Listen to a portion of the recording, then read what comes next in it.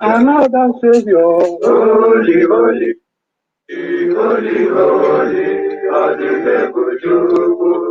another Savior, holy, holy, holy,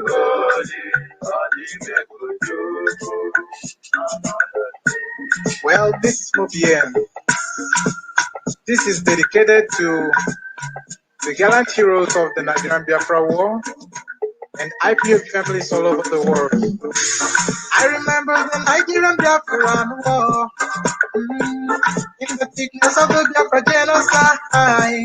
Hey, on my river, the vanishing of the life. Let the great Biafra army to fight, and they were singing out, holy, holy, holy, holy, he's another Savior. They were singing out, holy, holy, holy, holy, he's another Savior. Holy, holy, holy, holy, he's another Savior. Many years after the genocide, whoa, yet another great leader has risen up now. Oh, and he's leading the Biafrans to victory. Iyamadika, Yabika Kokwana Noa. Hey, Anamekele Mazuche one memo. It's an honor having you on board.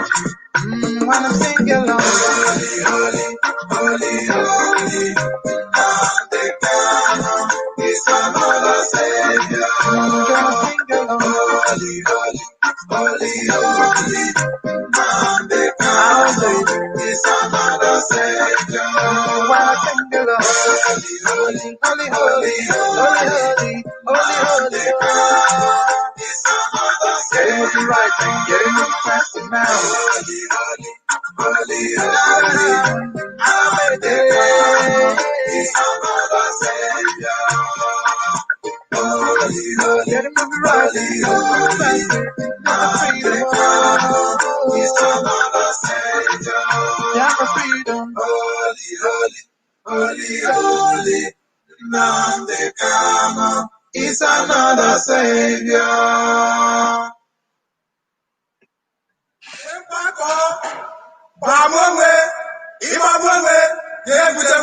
Ụmụnne m, aga m akọrọ n'akụkọ ihe mere n'ọgụ Biafra.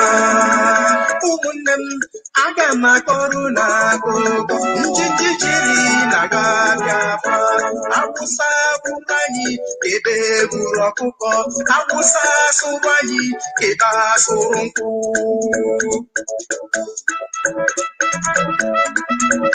Ụmụnne m, aga m akọrọ n'akụkọ ihe mere n'ọgụ Biafra.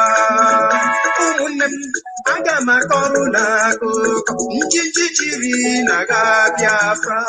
Otu kọpụ garị bịara £1.10. Otu kọpụ garị bịara £1.10. Anyị wepụ ya otu kpụrụ ya otu ofe ahụ. Nwanyị ọkụ na-ata n'ire n'ire, nata n'ire n'ire, ofe agwụ. Anyị tara ngwere, anyị tara oke, anyị tara ọkpara, ka ndị ụfọdụ anyị. Anyị tara ngwere, anyị tara oke, anyị tara ọkpara, ka ndị ụfọdụ anyị.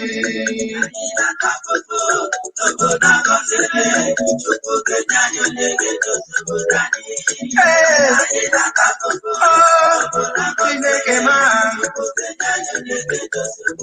anyị nata Chineke ma anyị nata Kwabe n'ụwa ka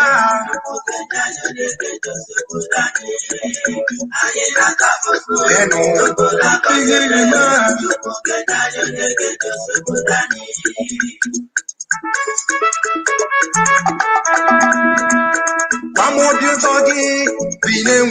Biafra. Asem Guamodu Togi, Guamodu Togi, Guamodu Togi, Binewegi Biafra, Asem Gi Guamodu Togi, Asem Gi Guamo.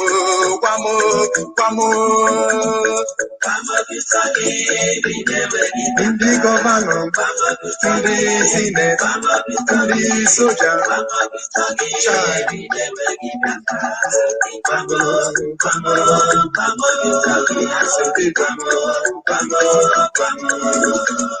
Kwamobi ụtọ gị bi na-enweghị Biafra. Kwamobi ụtọ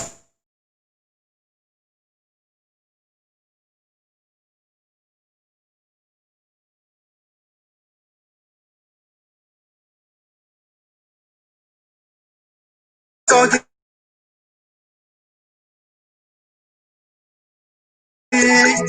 Kwamobi biko Kwamobi ndị bishọp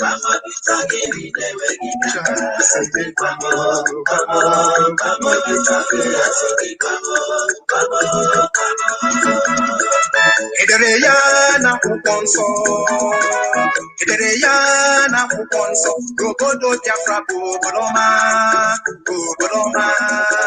Edere ya n'akwụkwọ nsọ, obodo Biafra bụ obodo ọma, obodo ọma. Edere ya n'akwụkwọ nsọ, edewo ya. Edere ya n'akwụkwọ nsọ,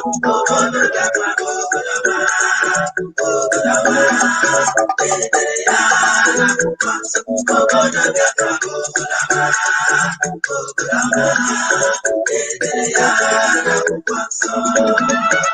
Edere ya n'akwụkwọ nsọ nwanne, edere ya n'akwụkwọ nsọ, obodo Biafra bụ obodo ọma, obodo ọma. Edere ya n'akwụkwọ nsọ, obodo Biafra bụ obodo ọma, obodo ọma. Edere ya n'akwụkwọ nsọ, edewo ya. Edere ya n'akwụkwọ nsọ, edere ya n'akwụkwọ nsọ, obodo Biafra bụ obodo ọma, obodo ọma. Edere ya n'akwụkwọ nsọ, obodo Biafra bụ obodo ọma, obodo ọma. Edere ya n'akwụkwọ nsọ. Agapigala m Chukwu abịama n'ụrụ ka anyị na-asị gị, wee na-aza ndị ọzọ ekpere. Agabigala anyị Chukwu abịama n'ụrụ ka anyị na-asị gị, wee na-aza ndị ọzọ ekpere. Agabigala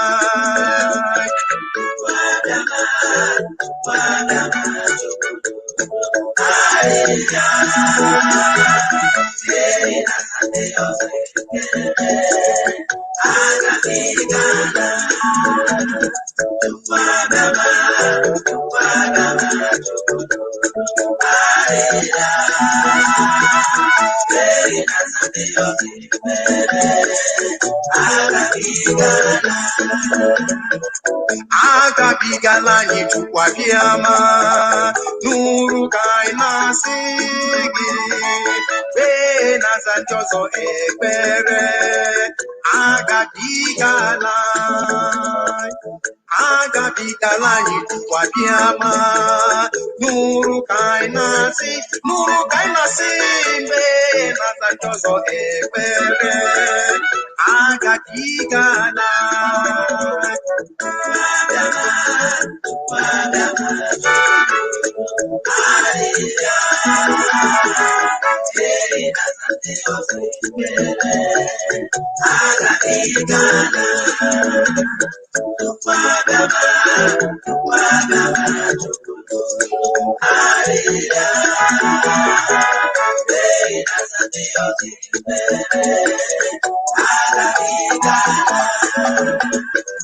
Yanuro luanyo Chukwu, yanuro luanyo Chukwu, bịanụrụ olu anyị o. Ọ dịghị mgbe ike ndị isi ga-akarị ike Biafra. Ọ dịghị mgbe ike na mma ga-akarị ike agụ. Chukwu bịanụrụ onye kere ụwa bịanụrụ n'olu anyị. Chukwu bịanụrụ onye kere ụwa bịanụrụ n'olu anyị o.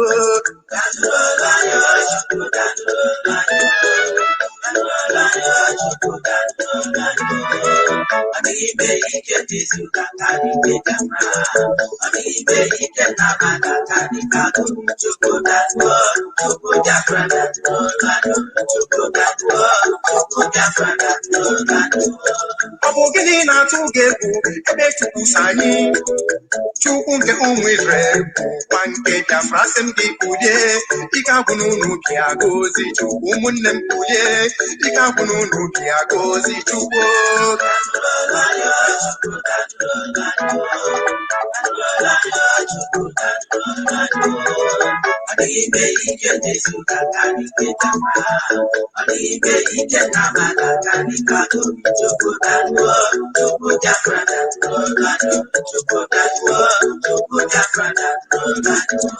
Irapụrụ m ka m bebe akwa, irapụrụ m ka m ribe uju, irapụrụ m ka m bebe akwa ebe m dabere n'okwu gị.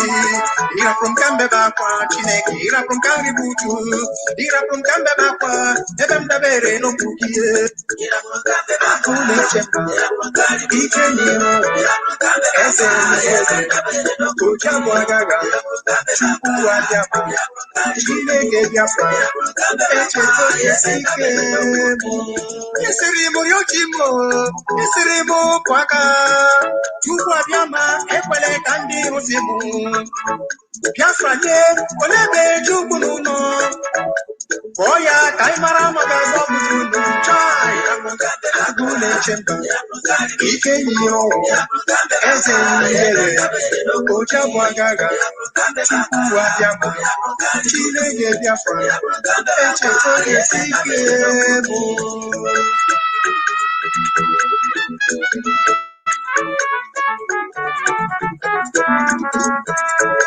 Anyị nọ n'agha, anyị na ndị izu nọ n'agha. Anyị nọ n'agha, anyị na ndị iro nọ n'agha. Anyị nọ n'agha, anyị na Awụsa nọ n'agha. Onye na-amaghị uche Chukwu abịa ma sị na ndị izu emeriela. Onye na-amaghị uche Chukwu nna ọ sị na ndị izu emeriela. Anyị nọ n'agha, anyị na ndị izu nọ n'agha.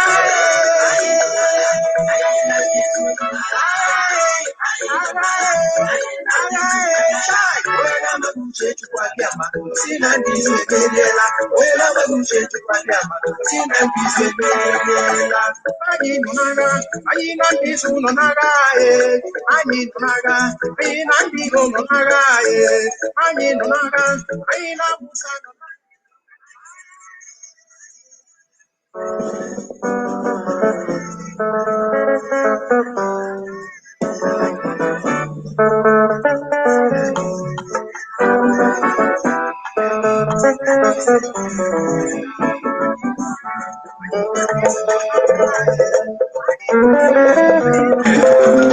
Mazi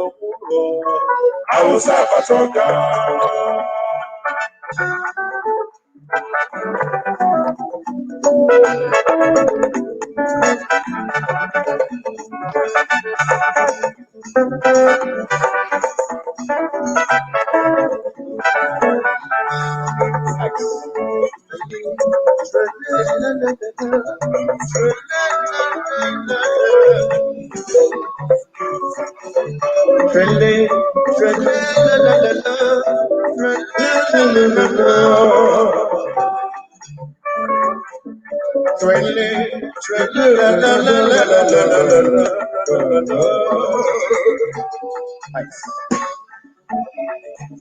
you give up on one for me more?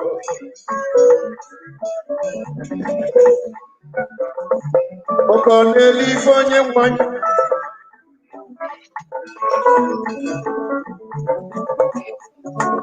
Umi bokanyi chegbata no mwani. Awusa patagoka. Onye larula no.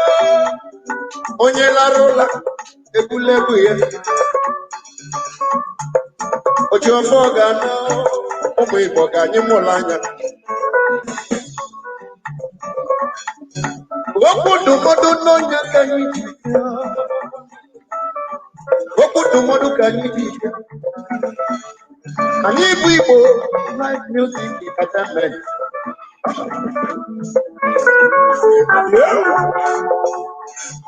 Onye nwelu tika anyị ji n'olu. Onye nwelu tika anyị ji n'olu. Okudu modu no nyakanyi na bubu Igbo.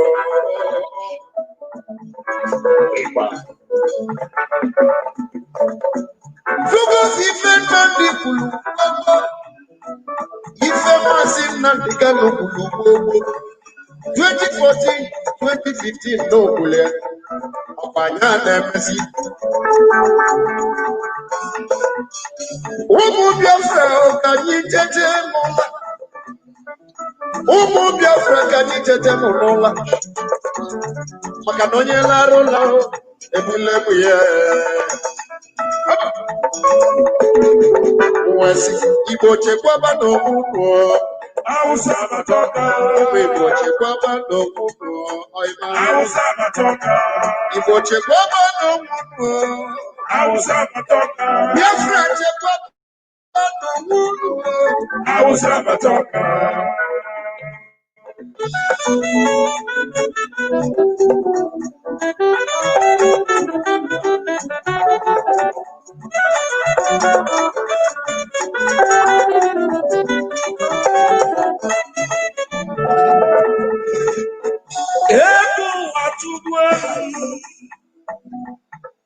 Ebu na tuzi matu. Kita bonye naga nuzo jidisi yaka. Ebu na tu mama bebe kabaja baja. Amo baba ni mafia nani fulani jule bafu. No. Ama monye moni ya no. Igbo ya uzako polishi eluka ugo nino n'okwu. Ndị na-ebugharị chuga nke nọkwa n'ahịa. Ndị na-elaki Hausa linu na faji ekwe. Ezi maka ndị na-achụ efi gbazilo n'ọfịa. Akwụkwọ nsọ Chineke na melu ka mmalụ.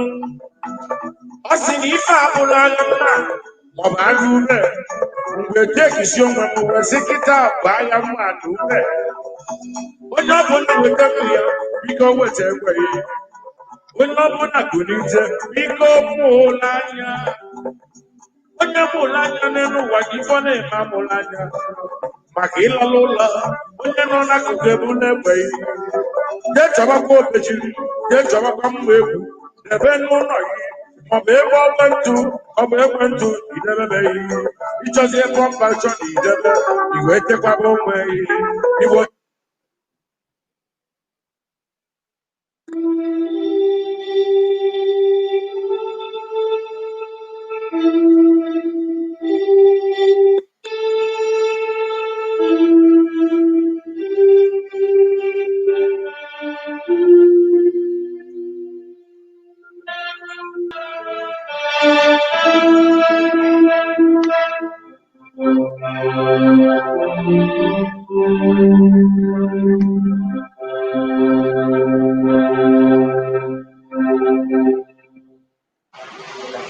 Good evening, wonderful people, great Biafrans, wherever you are. On the face of this very planet, we welcome you to another edition, very exciting edition, expository, exciting, revealing, and informative version of our live presentation this very evening, the evening of the 30th of August in the year of our Most High Elohim, 2020. The time now is 3 minutes past 7 p.m. in the blessed land of Biafra. And I presume the same number of minutes past the top of the hour, regardless of where you are domiciled around the world. We are very proud to say that we are not only the largest mass movement on the face of this very earth, but also the largest indigenous broadcaster of its kind anywhere on the face of this planet, because people are listening right across the length and breadth of every time zone of this very earth. We are immense, we are huge, we are relentless, we are unstoppable, we are undiminishable, we are unbribable. We are not going to relent. We are not going to stutter. We are not going to reverse. Our movement is onwards and ahead until we get to our final destination, which is the unquestionable and undiluted sovereignty of the Republic of Biafra. That is why we are here. That is why we exist. And that is why we must do what we can to make sure that the whole world understands the need for what we are doing and be able to partake and participate in it. We are coming to you live via my Facebook page, the official one, please. Mazi Nnamdi Kanu. We are, even more importantly, because I now notice that a lot of people are listening via our app, IPOB Community Radio app is live. And I want everybody to download it on their device because it is low data usage. Very, very low data. It is radio. Therefore, the cost of data is very, very minimal. Very, very insignificant. Everybody must download it and be able to listen to us via that very platform. It is IPOB Community Radio. It is the fastest download on Android and also on iOS. It is everywhere, and people are listening, as I said earlier, in nearly 154 countries around the world. People are listening to us, and they have joined us this very evening. It could be your morning, it could be your afternoon, it could be your midnight. Therefore, I would say good morning, good afternoon, good evening, and good night to some of you. There is no other like us. We are resolute, we are determined, we are relentless. Relentless in our pursuit of that which is right before God in heaven and man on this very earth. If you don't have your pen and paper, believe you me, there is no need for you to listen to this broadcast this very evening. It is going to be very deep and incisive. It is the type of program that we make once in a while, designed for those who are discerning enough to understand the peril that we are in and willing and able to do something in order to extricate us from it. I welcome all of you all over the world who have joined us this very evening. It could be your morning, your afternoon, depending on where you are. My name is Nnamdi Kanu. I am the leader of the indigenous people of Biafra, and by none, the largest mass movement of its kind on this very planet. I lead it. I am the director of Radio Biafra, the director of Biafra Television, run by the very special grace of the Most High, the only entity we bow before, a servant of the wonderful people of Biafra. Before we go any further, we must pray. A very quick and short prayer. After that, we then delve into our tutorial, I will call it this evening. You must pay very close attention, because somebody rang me earlier today and said to me that you have managed, not me, of course, it's people that is doing it. All I do is to pass on the message that heaven has given to me to give to those who are living. And I said to this very person that Biafra is the one who is in charge piloting the affairs of men on this very earth. And then he corrected himself and he said that Biafra has been able to use you to make what was considered impossible 10 years ago to become possible. And I asked him what that thing is. He said, that our people are now beginning to reason as they should. Our people are now beginning to reason like Biafrans once again. Our people have now regained their analytical mind. Our people are now discerning.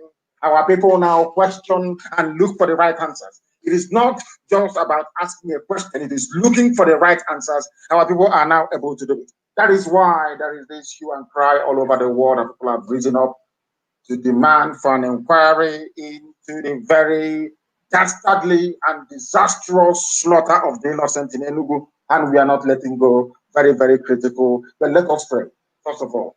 And whilst we do so, I do hope that you have your pen and paper very handy, have it ready, and listen attentively.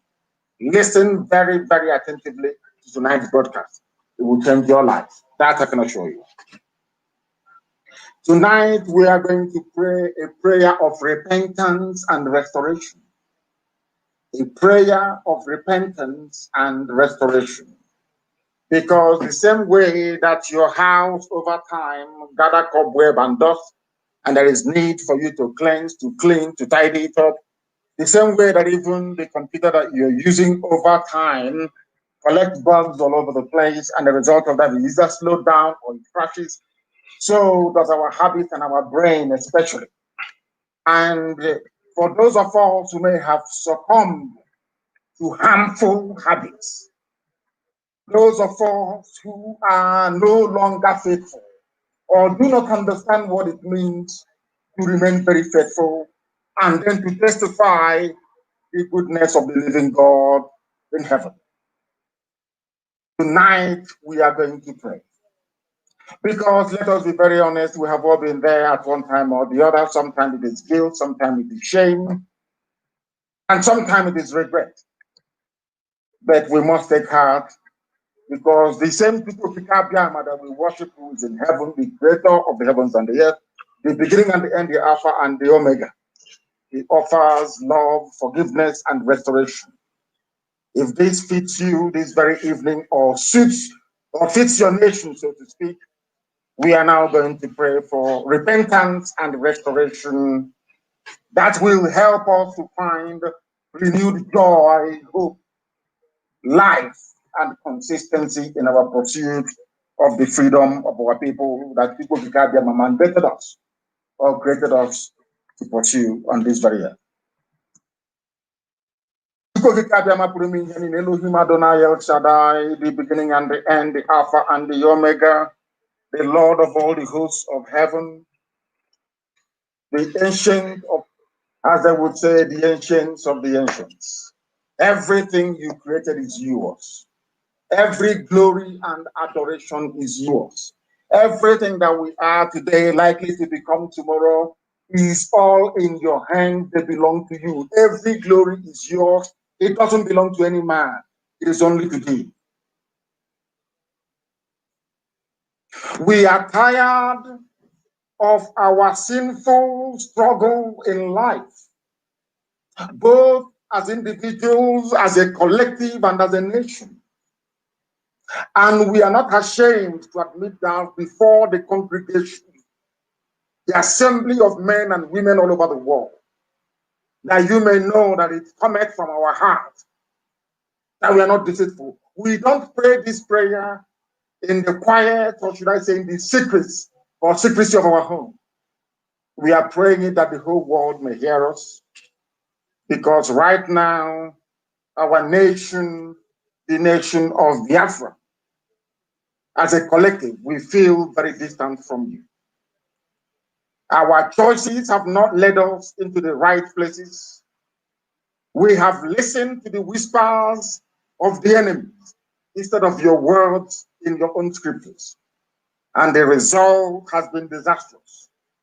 The result has been Miyeti Allah, a terrorist group forming their own vigilante, something that is unheard of anywhere in this world. We once walked with you,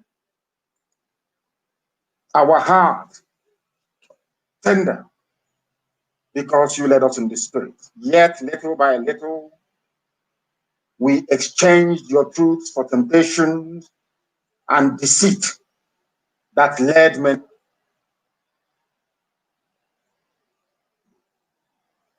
Instead of taking thoughts captive and confessing them immediately, we allowed ourselves to grow totally out of control.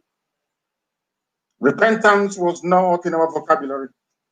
Blame upon blame, cover up upon cover up, or trying to reason and rationalize reason has never worked with you. Nobody can rationalize their cover-ups or their blames. They only give birth to deeper sin entanglements. Yes, you created us in your image, O Almighty God of Israel. You know our thoughts before we even speak them. You x-ray the hearts of men and see through our sham excuses and intentions. Your spirit has warned us repeatedly, but we ignored you. Disappointment and discouragement have taken their toll on your children. So today we are confessing before the whole world our desperate need as individuals, as a collective, and a nation for you. You have promised us that if we will confess our sins, you will forgive us and make us clean again. We truly need your forgiveness. Repentance is on our hearts and lips. We want to turn around and head another direction back to you, O Elohim, but we need your help. Just as you created the world out of nothing, create a clean heart out of nothingness in us. You have forgiven us our sins.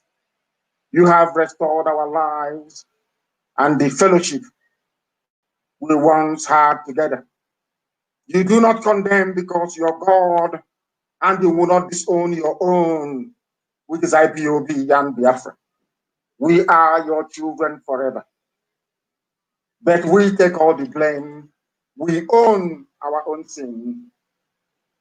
We are the ones who broke fellowship with you, and we are crushed over the way that we have come to thee and treated thy word and your holy name. We ask for your forgiveness, your love, your abiding grace, and your mercy, that this same family of IPOB that you ordained in heaven and manifest on this very earth at this time, at this very age, may live to fulfill that which you have promised, that which you foretold, because your words are yea and amen. That this Biafra may come in our time, that mankind may know that indeed there is no greater power than thee, that you are truly the Almighty God, the Lord of hosts of the heavens and this very earth. And this Biafra will come, and your children, Biafrans all over the world, will adore your holy name. We shall sing songs of joy unto your holiness. Every generation of Biafrans that will ever have the honor of walking this very earth shall offer ceaseless praise and adoration unto your holy name, that they may know that indeed we are the children of light, to the glory of your name and your name alone, now and forevermore we pray. He said,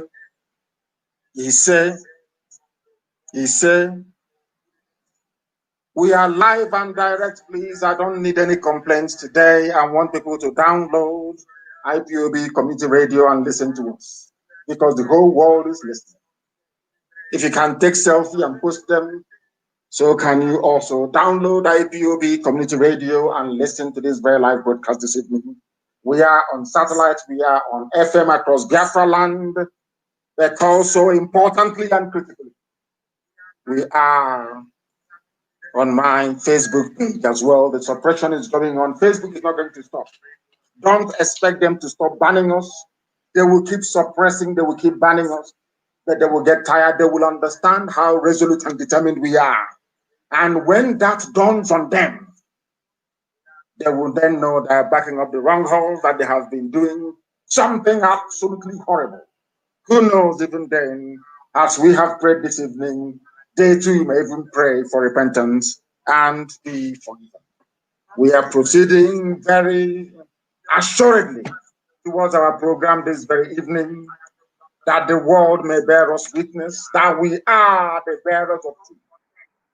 There are some things that we lack as a people, which we must correct immediately. We must learn and understand how to be disciplined. Discipline is not just about the way you conduct your personal life. It is about the way you relate to other people, the oath that you're under, and your ability to always do that which is right. To be obedient, to lay down rules and regulations, very, very important. Or else everything we are doing is a joke and it is a mess. The reason why we are where we are today is because of, I keep saying it every blessed time that I come on air, our inability to be rational enough to dissect and digest information in a way that it enables us to make the right critical decisions at the right time. That is the essence of reasoning. Very, very important thing. And if we are a race of people that have risen, please write what I'm saying down. It is very, very important, please. I beg of you. If we had reasoned as a people, together, as a collective, over all these years, the mess we are in now, we cannot be in it. We would have learned our lessons and we would have made some life-saving, critical decisions as a result of that. Today, we would have been a better people. But because we always allow envy, greed, and jealousy to cloud our sense of judgment, we always gravitate, we always go back towards reasoning like the people that we have been rejecting and condemning all this while. This evening, we are going to start from the bottom up so that you can understand what we have been saying over the years. We are going to analyze Jonathan's accusations regarding Obama's meddling in the 2015 zoo elections. Because, how do I put this? Because we did nothing then. That was the reason why Obama managed to impose fellow Islamic jihadists in Buhari in power. And because he got away with it, the late Buhari, of course, Abba Kyari also imposed Hopus Odema on Imo State. They have gone to impose almost at every level of leadership in our land. This is something our people don't understand, that the Fulani, the Janjaweed, they play a long-term game and that they have help abroad. Why am I saying this? Please write down very carefully, because this is the most idiotic mistake our people always make.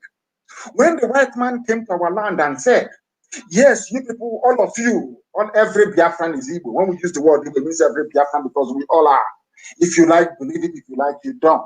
I am not going to romance or massage your ignorance and stupidity. I tell you the truth. Go and do your research if you have time and resources to do so. Now listen very carefully. When the British came, when they came to Biafra land, they went to Arochukwu, they saw a temple, something exact replica of what you have in Jerusalem. You know what they said to us? You have no history. By saying you have no history, it means you have no relatives. And if you have no relatives, believe you me, you are in very serious trouble. Because there is a saying where we come from. When somebody wants to abuse you or curse you, they will say, which means you will live in want. And those who are supposed to come to help you will not have anything either to come and help you with or to come to your rescue. Meanwhile, as we are busy trying to distance ourselves away from Israel and the world Hebraic family, meanwhile, nobody is stopping the Fulani from trying to assume that they're Arabs. Nobody.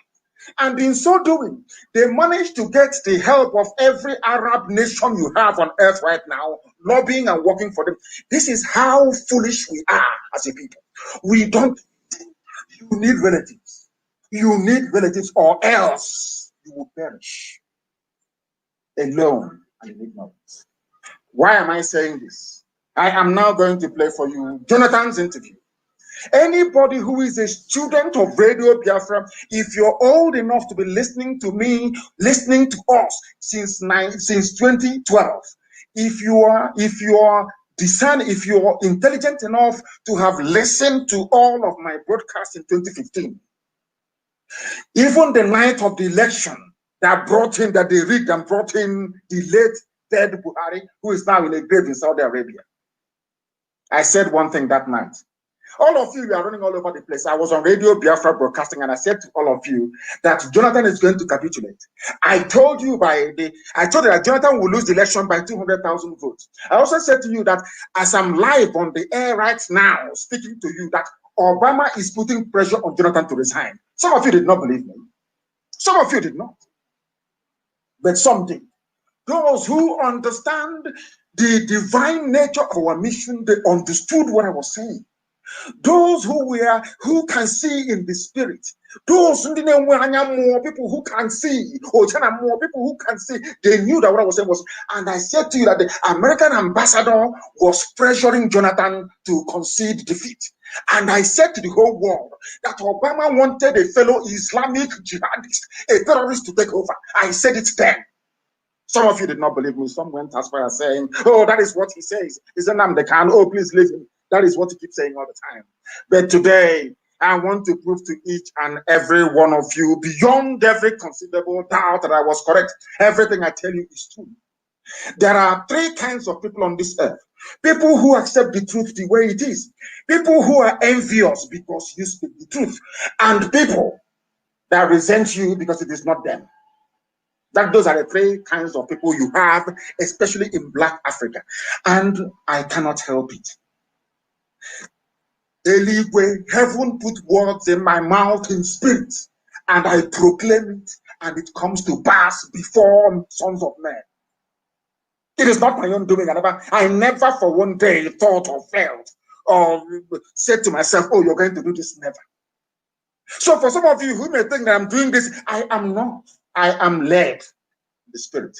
That is why we have accomplished something that no other group of people has been able to do in the history of our nation. No other group has been able to do it. Nobody can. If you try and you will fail, you cannot do it because you're not called to do it. Why am I saying all of these things? When I told you about Jonathan, you thought I was joking, isn't it? But tonight I'm going to play something for you. Some of you have seen it, but tonight we are going to analyze it. For the whole world to hear and understand that everything I tell you on Radio Biafra is gospel, it is divine, ordained in heaven. There is nothing man can do about it. Ordained in heaven. Nothing. And jealousy and envy is rubbish before us. Because we have the grace and you don't. This IPOB has the grace, you don't. If you're not part of it, you cannot participate in this grace. I say it with every authority under the sun. And I want to prove it to you now. That we're always right. You may not like it. Some of you may go back and become even more envious. Tonight, also, cause one in us, you cannot be like us. You can never be. Yes, you cannot. Listen to Jonathan. And I want you to reference the program that I made on the night, should I say on the eve of the election in 2015, before they rigged in the late dead Buhari into power. Understand it very well. People say that we insult, if you're an idiot, I will tell you you're a fool to your face. I will tell you that you are an idiot. You are a fool, I will tell you. You are a baby saboteur, I will tell you. You are an aspiring sabo, I will tell you. To your face, wherever I meet you. I traveled all over the world and I went to the USA and I told them what I felt about the people who are shocked. Ask him. He took me to a group of indigenous people in California. Ask him what I said. They were in shock and horror. I tell you anything I want to tell you in your face. There is nothing any bagger can do. Nothing, absolutely nothing. Not absolutely nothing. Listen to Jonathan, please. I want you to listen to the former president of the Federal Terrorist Zoological Republic of the zoo that Britain created. Listen to it.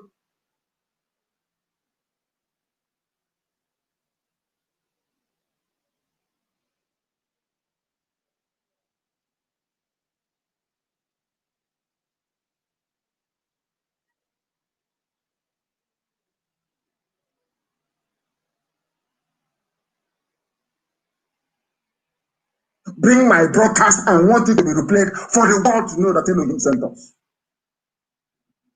What I say, mortals cannot, what I see, mortals cannot see it.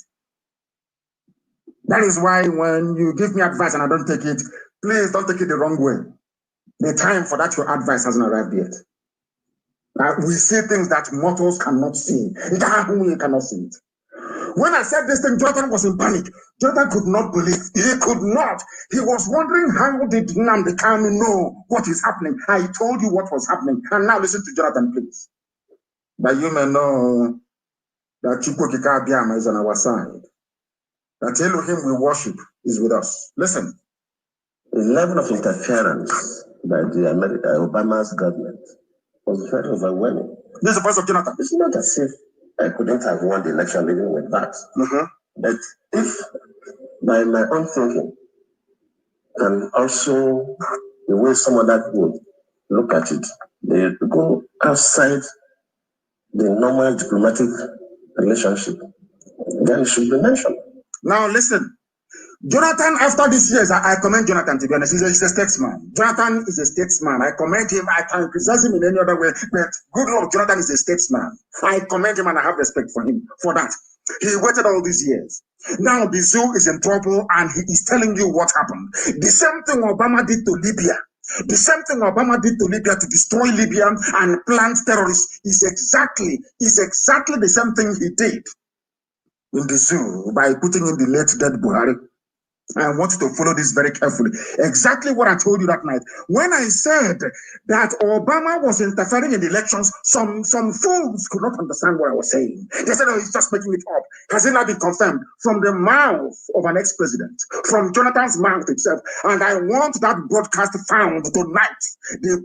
My broadcast of the eve of the election of 2015 and the one I made on that same night when they were going to polls and voting. You will hear it. I told you that America was putting pressure on Jonathan to concede. I told you they will rig the election, that Jonathan will lose by 200,000 votes. Exactly my prediction came to pass exactly that way it is. Exactly the way it is. Let our people don't know anything. Do you know the reason why Obama was helping the Janjaweed North to win? Because they are all Muslims, they are all Islam. Because the Fulanis are not ashamed of saying we are subservient to Saudi Arabia. I want people to understand, to reason, because the Fulanis, they have relatives. Using their religion, they have relatives everywhere. People who can fight for them, people who can stand for them. There's you who can stand for you. Okoko, who can stand for you? Nobody. That is why they're killing you. That is why Mietiala has formed a vigilante group. You cannot reason. You cannot reason. Your brains are not working properly. But here, after listening to us, you must reason. MUST, you must reason. If you like it or not, you must reason. All of you together. Listen to Jonathan, please. Very carefully. Obama was meddling in the elections. Obama, contrary to U.S. laws, Obama was meddling in the election of Nigeria, meddling in broad daylight because he wanted a Muslim to take over. They had their plans all laid out, well cleaned out and well made. And now Jonathan is confessing it. What I told you in 2015, on the night of the election, Jonathan is now confirming in the year 2020, 5 years after that. He's now confirming. Some of the things that you hear us say on Radio Biafra is true. But out of shame, the same way that the whole world knows that Buhari is dead, out of shame, they don't want to concede. Let it not be that Nnamdi Kanu is right. And they have gone as far as trying to get those that can deceive. To think, oh, don't talk about it. I said to them, to hell with you, I talk about Buhari, dead Buhari, because it's the truth. Any day I see the truth and I run away from it on this very platform, the glory of Elohim will depart from us. We have come to preach the truth. And we are indestructible by man. Only Chukwu can, not man. So you understand it. What I told you in 2015, on the night of the election, Jonathan is confirming in 2025 days after that. We see things that ordinary people cannot see. Please listen. And you will hear, there is a place Jonathan will mention something and you'll be shocked. You will know the reason why Nnamdi Azikiwe was not given the prime ministership of Nigeria. You will understand the reason why Aburi Accord did not stand. A lot of people are wallowing in ignorance. A lot of people are moving about in ignorance. Our job here on this platform is to cleanse your brain, to remove every vestige of black stupidity from your main brain so you can reason properly like a human being. So you can reason very well like a human being. Listen to Jonathan, please. Listen to Jonathan. To President Goodluck Jonathan. In the year. Sending that person listen to Nigeria at the eve of election, after Obama even issued a statement directing Nigerians to vote for the next. Who sent who? On the eve of the election, they sent John Kerry, the U.S. Secretary of State, to go and meet with the late dead Buhari. You people must reason. This is why they say you're paying $85,000 to consultants. Do you know how much the zoo is paying? Do you know how much Fulani Cabal contributed to Obama's re-election that made it possible for Obama to send John Kerry to go to the zoo to go and see an opposition leader? Has that ever happened before? Then you don't reason. You claim you went to, some of you went to school, you read political science, you cannot reason. If you cannot reason, what are you doing on this earth? Okay, what is your job? If you cannot engage your brain to be able to reason properly. I want you to understand that Chukwu is with us. Listen, please. Chapter. That tells you something. Tells you something. You should not sweep this is under the carpet. If a foreign country, whether African country or even America or any other country interferes with our own elections, we should mention it. Now you can understand. Obama interfered with the elections in Nigeria. Even Jonathan now has now come to concede that the whole Chibok Diaz thing was organized by Obama administration. Executed by that midget in Kaduna, El-Rufai. Some of you are blind. You are blind. You are blinded by stupidity, by black African stupidity. You cannot reason very well. Chibok girls planned and well executed to remove Jonathan in power. They wanted Muslims to be in power. They need Islam in the zoo in Nigeria. They want it and they are going to get it. All of you are blind and so foolish. I heard some leaders talking about the airport has been reopened. I said, you're so daft, it's untrue.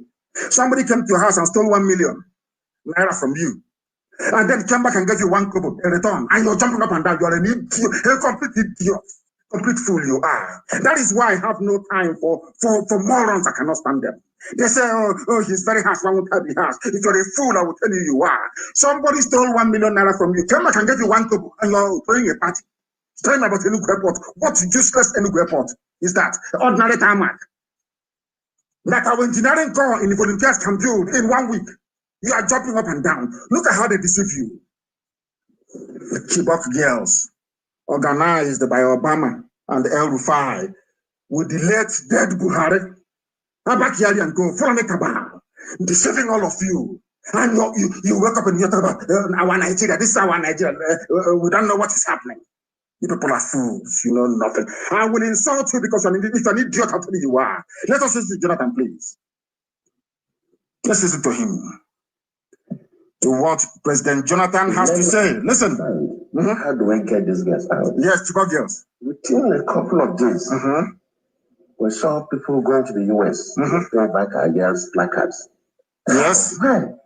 Mrs. Obama, did you see Mrs. Obama carrying bring back our girls? Did you see her?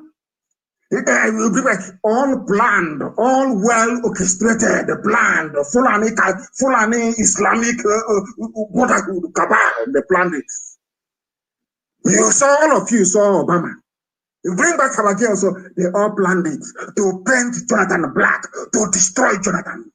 that a Fulani Janjaweed will come in and take over our waterways, take over our farmlands under Ruga, tell you that Miyetia, the terrorist group, can form vigilante across the country, and all of you moronic, idiotic zoo animals that you look at created, all of you are just there looking more sheepishly like a bunch of idiots that you are. You cannot reason. You cannot reason, can you? Let us hear Jonathan, please. And of course, the Mrs. Obama received one of those placards. Mr. Obama. I cannot take responsibility for the abduction. I don't control Boko Haram. They are criminals. But as a president, of course, you know, it's not the president that go to the field. You have security and intelligence officers that do the work. Let me admit that, yes, maybe they do their best, but their best was not good enough for us to recover the gas. That does not mean that I'm trying to remove myself from any blame. Yes, I may not be blamed for the action, but I could be blamed that my security and intelligence system are not strong enough to be able to rescue the gas. Do you see how a statesman talks? You can say Jonathan all you like, but the man is a natural born statesman. He even took responsibility for the burgers because it happened under his watch. Compare that with these morons, these scavenging, desert-dwelling, cattle-heading animals. You see the difference between a Biafran, somebody who by nature is cultured, and a bunch of vandals from the depths of hell. That tells you all you need to know. Obama interfered. Why did Obama interfere? Let us go to Ojukwu and Aburi. So you understand. When I tell you people that the alliance against us, you don't know.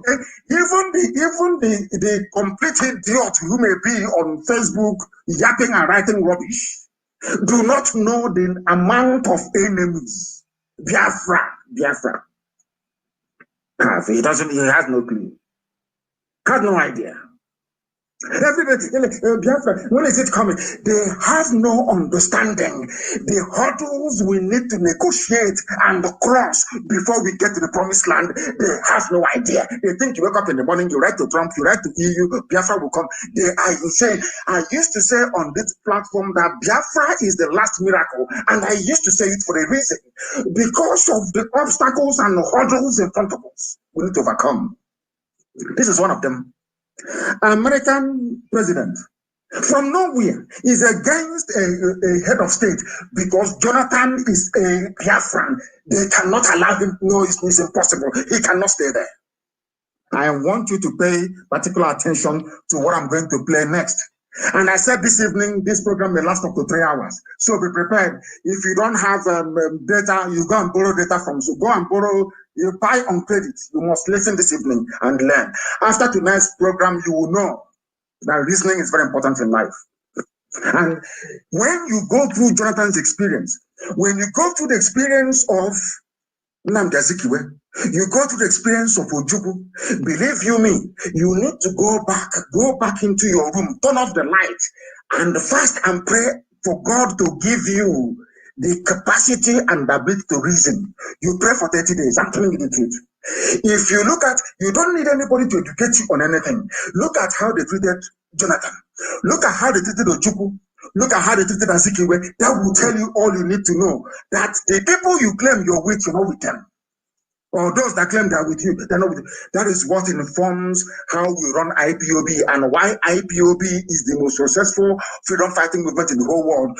Not despite the fact that no politician in Biafra land is in support of what we are doing, because they are cowards, of course. You know that very well.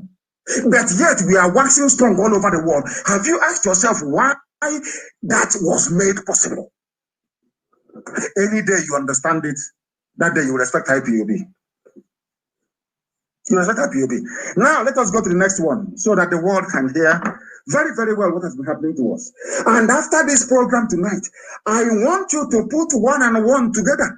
I don't want you to forget IPOB. I want you to cast your mind back. Ask yourself this question. Why was it that Nnamdi Azikiwe, a frontline militant agitator for independence for Nigeria, The only man who did not inherit the mantle of leadership across the of Africa. Ask yourself why. Ask yourself why Aburi did not stand. Ask yourself why they lied against Ojukwu and said Ojukwu declared war and sustained the narrative for nearly 52 years. They sustained it for 5 decades. Blatant lie. Even the journalist in Lagos or Abuja writing that lie, he knows it's a lie, but he will write it. Ask yourself why. Now we are going to discuss Aburi. And Ojukwu is here. All of you have seen it, but you did not pay attention. Our job here is to get you to pay attention to the things you ought to pay attention to. That's what we are doing. And I'm going to play that same interview. And I want you to listen very carefully to what our eternal general has to say, our overall supreme leader for life, what he has to say about Aburi. Let shame befall our enemies. And this evening, you will see, I've shown you the hand of America. And this I'm going to show you the hand of Britain. And you'll be wondering, what did we do to them? Why is it that they want to suppress, to clamp down on Biafra? Any day, as I keep saying, believe you me, any day you go into your bedroom and you think and you discover the reason why they're against us, you can never be a Sabo in your life again forever and ever. Never. Listen to Jubu. And listen very carefully to our leader, the only genuine general you have before he passed on. Listen to him, please. Listen. But at the end of it, I don't want to go because these things are all, the tapes are available. His English is Queen's English. Some of you may struggle to understand it. He is learned. He's a learned man. Highly polished, highly educated. Some of you may struggle with the crispness of his accent and his tone. But please do pay attention. He is the Biafran head of state. Pay attention to him, please. He is late, but to us, he will remain our head of state. Listen very carefully. The records are there. Records of Aburi. In fact, only about 2 weeks ago, I saw a set of the records again. So the Aburi records exist. The transcripts are available. They're available. But we talked about the Nigerian situation.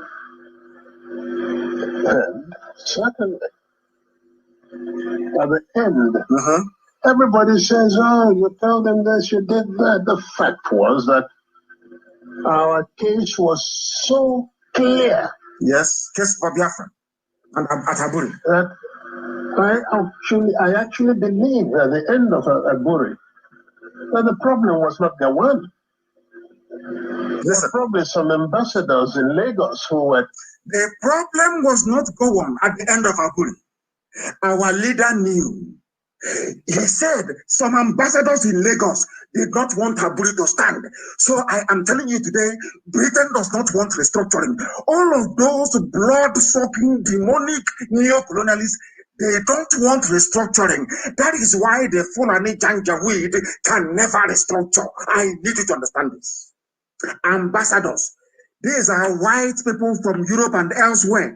They have no business with the governance of Black Africa. Absolutely nothing. Now, ask yourself, in 1967, why was it that some white ambassadors in Lagos did not want Aburi to stand?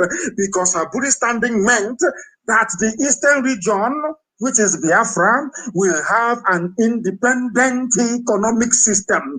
Because before they sent, and I'm going to tell you tonight, it was Britain that he planned the coup.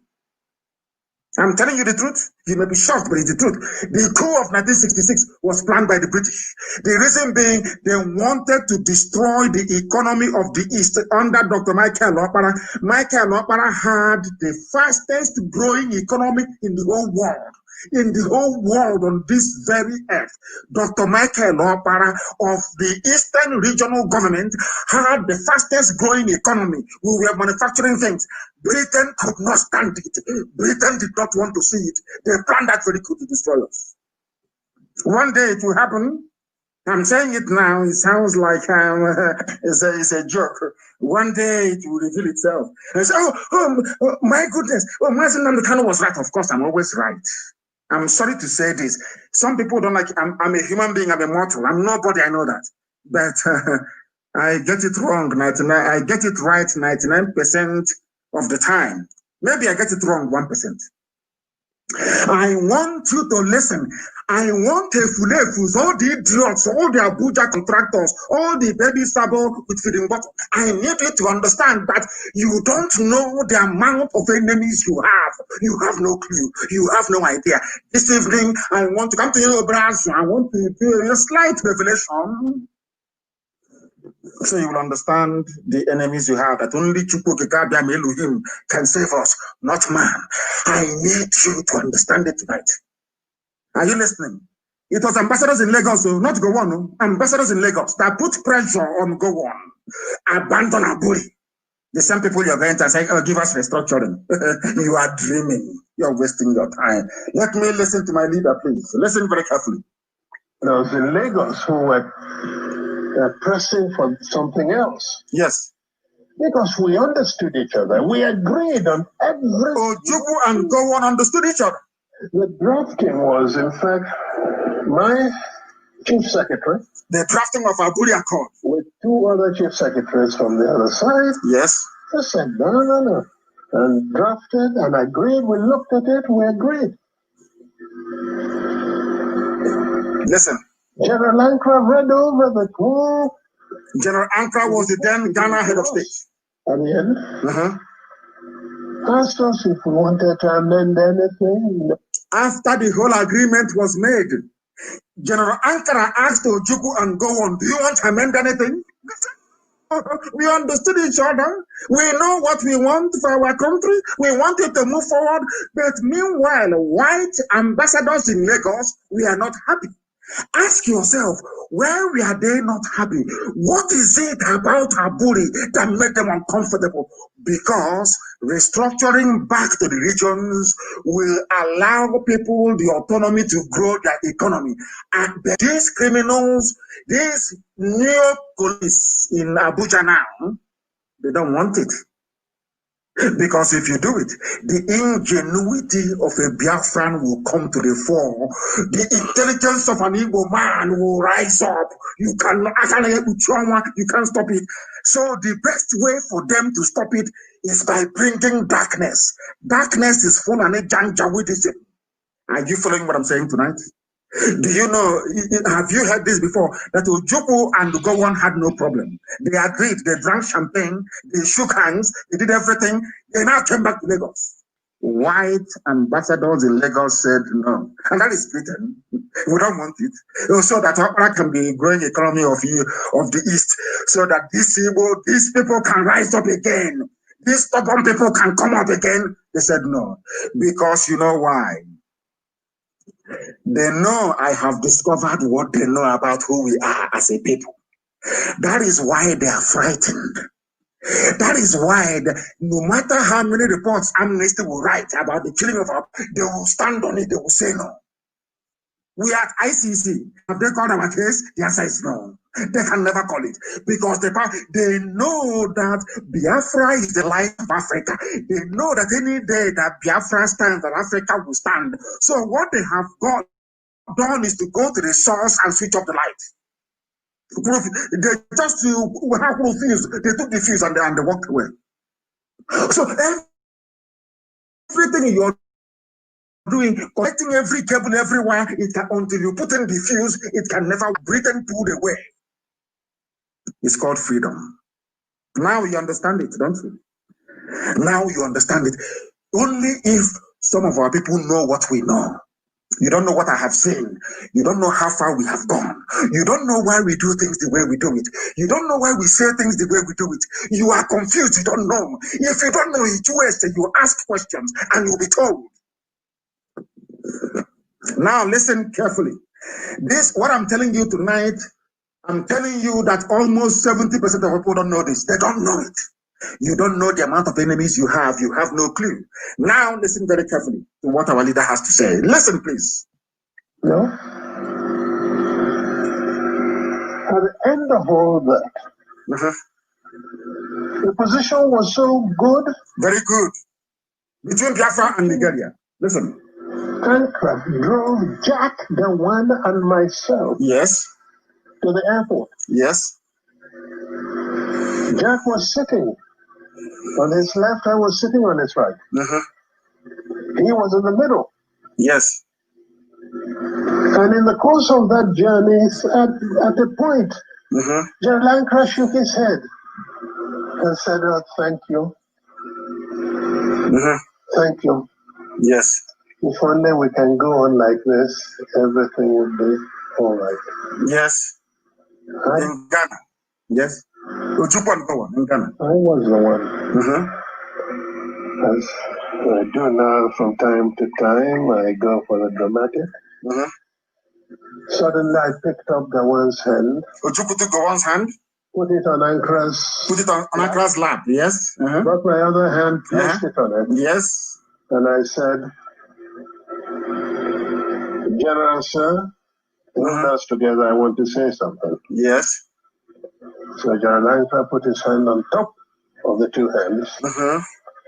And I said,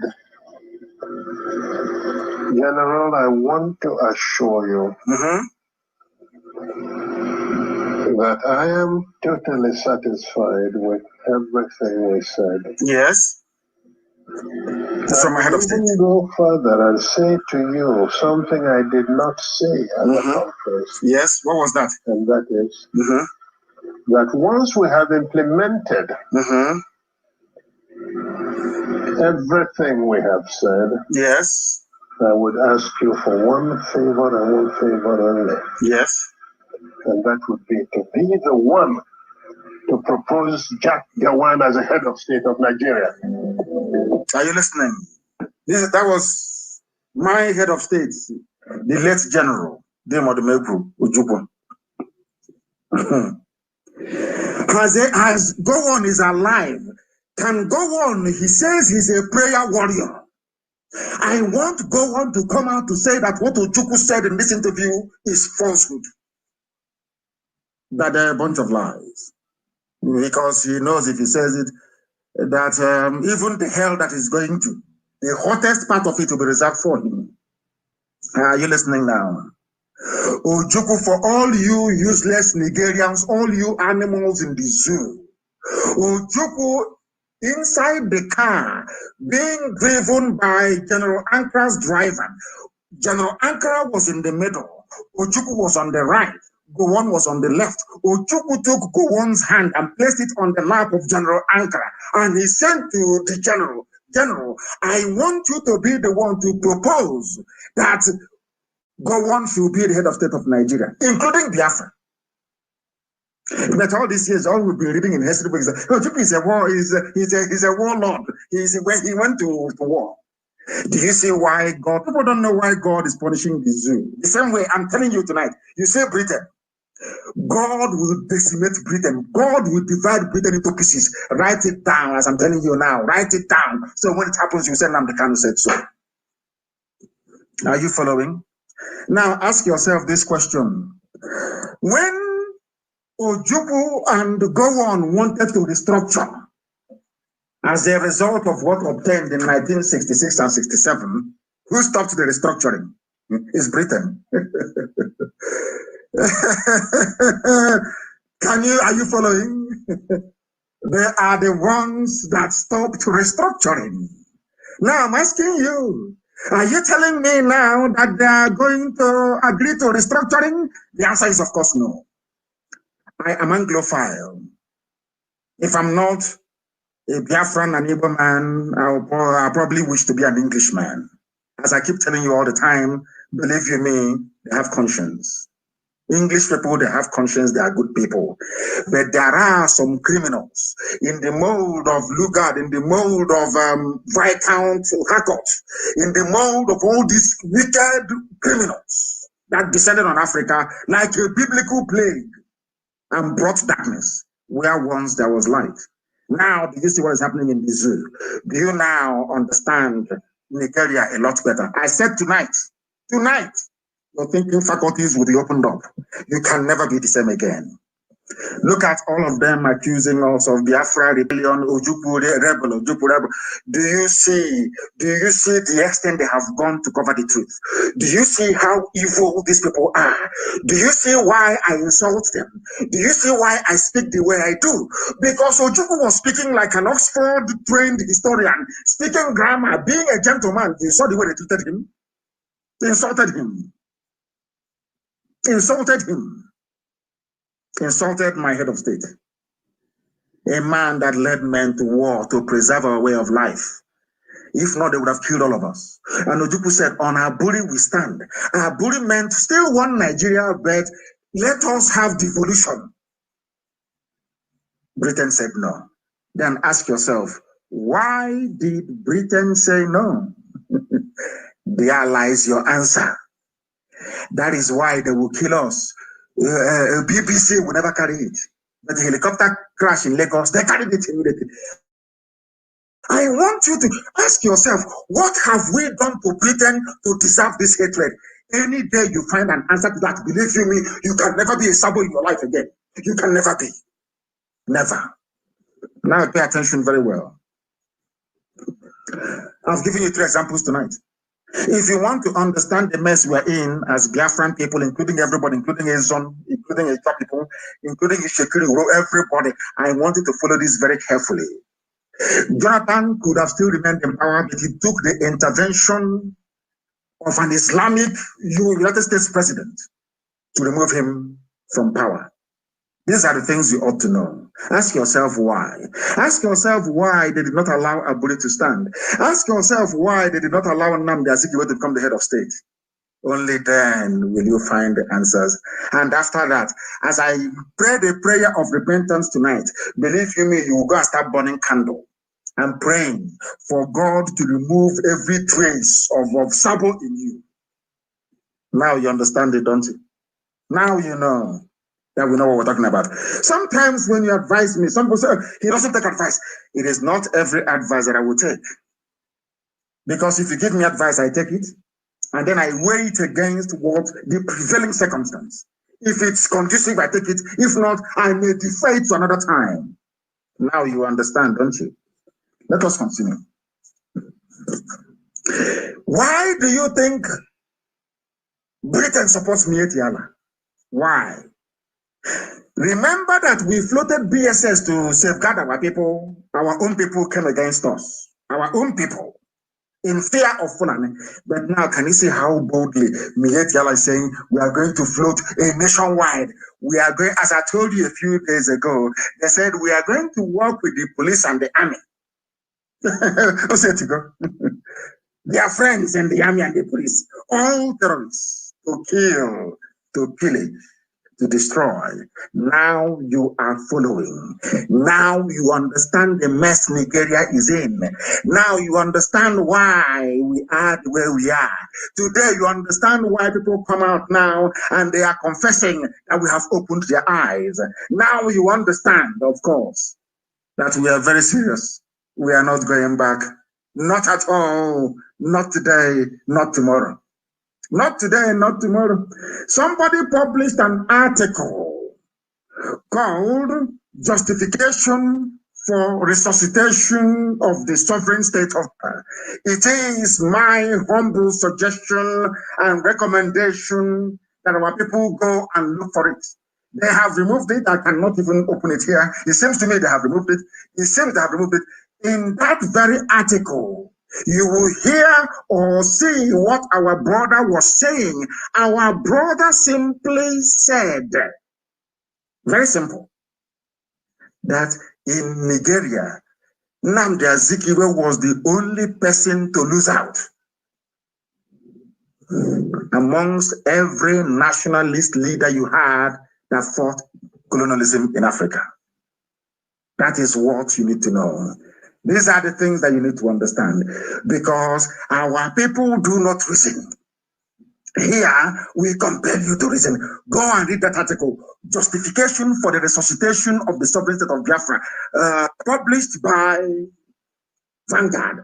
Unfortunately, they no longer want us to see it. It has been removed. It can no longer be found.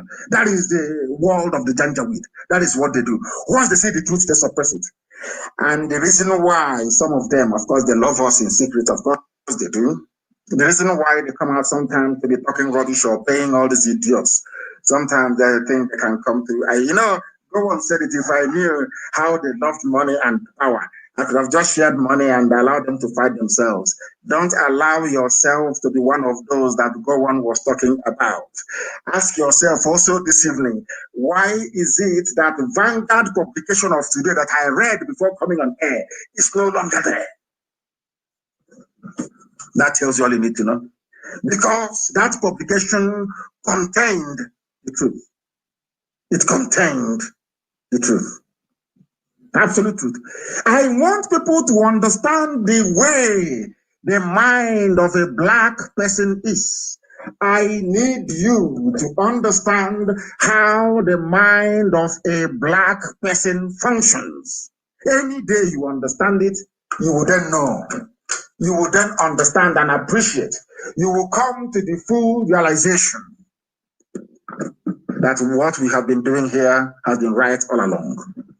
Now, listen very carefully. Why we are deploying Miyetti Allah Vigilante all over Nigeria, Abdullahi Bodejo of Miyetti Allah. These were the same newspapers that we are castigating Nnamdi Kanu and IPOB for floating BSS to defend our land. They are the ones today interviewing this man. Nobody has bombed his house or raided his house. He is fine and okay. No northern governor, no Fulani governor is against him. And I want to ask the Igbo governors, have you seen it? When we floated BSS, they said, oh, go and kill him, go and you jail him, bomb him, you proscribe them. You did. But now they are bringing terrorism to your doorstep. Have you proscribed Miyetti Allah? I'm asking the useless Igbo governors, have you proscribed them? Now listen carefully. The national president of Miyetti Allah, Kautal Hore, Bello Abdullahi Bodejo, has said that castle rustling and incessant attacks by their members led to the formation of this security outfit, Miyetti Allah Vigilance Group, which will operate all over the country, not in the, because Fulani has no homeland. So they now need to conquer everybody at the same time, and all of you are just there, sheepishly and hopelessly looking as the morons you are, and they are moving ahead, full steam ahead with their plans. Do you know why they're doing it? Because they know that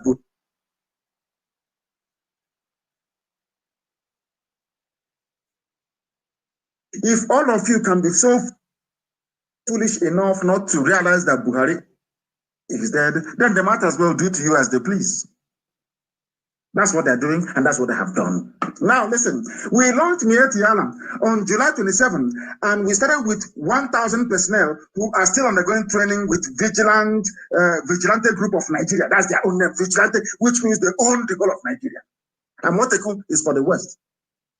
Any day Elohim decides that something should come from the East, it will be for the East. But their own is not for the North or for the Sahel North. They call North Arewa North. No, it's for the whole of Nigeria with the help of Britain. Now listen and follow him very gently, please. You know, Fulani people are moving to those areas where there are grasses. Anywhere there is grass, there is Fulani area. That's what he's telling you. Any place where there is grass, they will operate there to see how they can feed their cows. Are you not foolish? All of you in the South, are you not hopeless? Can you see your stupidity in front of your eyes? Can you see how hopeless you are? Those of you from the South, I mean, Ududuwa and Biafra, can you use your two naked eyes to observe your stupidity? All the years of subservience to Fulani, has it ever made them to relent? They are coming to conquer you. You see how puts on them, he will even take over his own village. I'm telling you the truth. He doesn't know how they operate. Supreme Court governor. This is how they are. This is how they behave. This is how they operate. The reason why they hate Radio Biafra is because we tell them the truth the way it is. Very raw. We don't sugarcoat it. Anywhere there is grass, a Fulani will go there. So everywhere they are, the vigilante is supposed to be there. So if they come to your village all the way from Mali, from Timbuktu, from Mauritania, they come to your village in Okigwe, it is where they are. So any land they are in, they will have vigilante. Have you heard of this? Is the easiest way to conquer people. Very, very easy, direct and straightforward. The easiest way to conquer. And our governors are there drinking kai, drinking ogogoro, just saying, "Oh, you'll be president in 2023. Please give us your land." Do you see why we speak the way we do? We are the last line of defense between whatever thing we have called freedom today, or relative freedom, and total darkness. Do you see the work that IPOB is doing? Do you now understand it? Do you now have the common sense, the gumption to appreciate the depth and the sacrifice that IPOB is making? Do you now understand it? For everybody, not just Biafrans, for Duduwa, for Middle Belt, for everybody. Even for Hausa. Do you now understand it? The journalist asked me yet Yala. There are Yorubas all over the country. They did not set up a Moteku in every state of the Federation. You know what he said to them? That concerns them. If they are all over the country, they are not operating in the bushes and forests. What he's saying is that they operate in our bushes and our forests. It belongs to them. They're going to form vigilante. And all of you are there foolishly and as the idiotic black animals that some of you are. You're just looking. You read, you look, you vote for Big Brother Nigeria, you gossip, you play, you do your sabo, you go to a politician in our nature, you collect your 2,500 to buy data for the week. And some of you that have promised you money. I know some people in IPOB that have promised heaven and earth. Of course, it's failure. you know the way we roll. We are unbreakable. IPOB is one family, indivisible under God, impossible to divide, impossible. I challenge any bagger to try. It's a challenge to any idiot to try. Then you see how formidable we are. Fulani everywhere in your bushes, because anywhere a cattle can feed is Fulani territory. That was why they brought Ruga and it failed. Then they brought Waterways Bill. Don't you understand? Don't you reason? Nigger, don't you reason? Nigger, don't you reason? Efulefu, sabo, can't you reason for once? You cannot reason because you're a saboteur. You're waiting for Loretta Onochie to bring you the package they promised you. Stupid people. Go and read the interview. Why we are deploying Mieti Allah vigilante everywhere, your community will be gone. You got gone. You are a professional petition writer in Abuja or in Lagos. You probably file an abari with your office flat file with outdated map in abari, your village is gone. If you are complaining for presidency, your village is gone, your forest is gone. Because before you become president, you must sign that wherever there is Fulani. I warned you before. That is why they are building settlements in our land. So that any day there is any fracas, Britain will say, oh, it's one Nigeria. Wherever you find yourself, you're a Nigerian. And that's where you West, you have the Emir of Oba. I'm now telling you, if they said to you that what I said in 2015, that Jonathan will confirm it in 2020, will you believe me? Will you believe me? What I said in 2020 has been confirmed in 2020. Go and play that my podcast, you will see it there. Very clean and clear. The gospel of heaven, that's what I give to you. The gospel from above, everything I tell you is gospel. You cannot dispute it. Not now, not tomorrow, not ever. Indisputable. They come to your village. Mietiala is in your backyard, grazing their cattle. They come to you and they give you 4,500 naira. Promise you heaven and earth as they promised to my. All of you suppose that they promised something. There's something they promised Obiano. They promised Buruburu, Ugwan. They promised even Ibaz. The whole president in waiting. Excellency, president in waiting. When Mietiala calls him, yes, Mr. President in waiting. That one, his head will expand. He will give away his village to Mietiala. You see how foolish they are. Something with Sabontic. People who are hustling and struggling in life with no hope and no means of livelihood. And you get a call from Loretta Onochie. Are you prepared to be a Sabo? That is, government has voted, there is a budget with the government now. Come and be a Sabo. You open 1 or 2 or 3 Facebook accounts, you start talking rubbish. But those that felt they were human beings, they have tried and have failed to divide or to bring IPOB down because we are built on a rock. Talk less of people who stuck in trade is criminality. God did it. They have you people by the balls, I'm sorry to say, the proverbial balls, so to speak. Somebody wrote something very, very important, and I picked and I said I must analyze it. It's not from me. Hopefully his name will be at the bottom of it. He said, don't let India Kachamara, IPOB, Biafra haters, and Fulani Brotherly fool you. They are fooling all of you. All these Fulefus, yapping rubbish, they are fooling all of you. Ask them, what have you done about the Fulani settlement? Ask them, what have you done about the Fulani settlement at Nike? What have you done about the Fulani Miyeti Yala settlement in Opa? Ask all the Fulefus. They have no answer.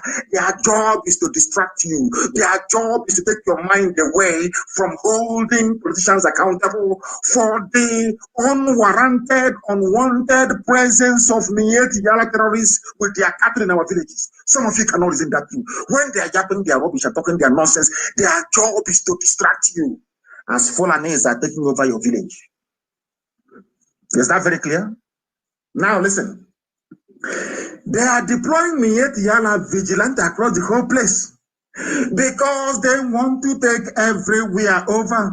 They want to take over your land. They want to take over your land. Ask yourself, why hasn't your governors come together to float their own defense? Because they are in Fulani pocket. Fulani they see our land as a conquered territory. If not for IPOB. Why do you think the governors are keeping quiet as they're killing us? Because they have told them over the years, control them. They're saying we can't control them. If you like, come and kill them. We will not talk. And that's what they're doing now. Compare that to other governors everywhere around the zoo. And you will see what is happening. You see the way they're speaking up. They're talking about community policing, so they can hand over the whole security architecture of a people over to IG, who is a Fulani man, and they can now come and do basically ravage you. They will ravage you. Nonsense. They're undergoing training. And some of you are keeping quiet. Some of you are allowing it just to distract you. Some of you are following gossip. Every gossip that comes up, you go and join. You want to comment. You want to participate. I feel sorry for all of you because as you're doing that rubbish, let me tell you what happened to people who were as foolish as we are today. Because before they took over Southern Kaduna, they did the same thing.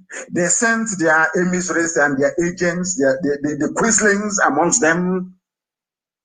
They came in. They said, oh no, one Nigeria, unity of the country that's slaughtering you. The unity of the country, unity. Who are the ones doing the killing? Fulani.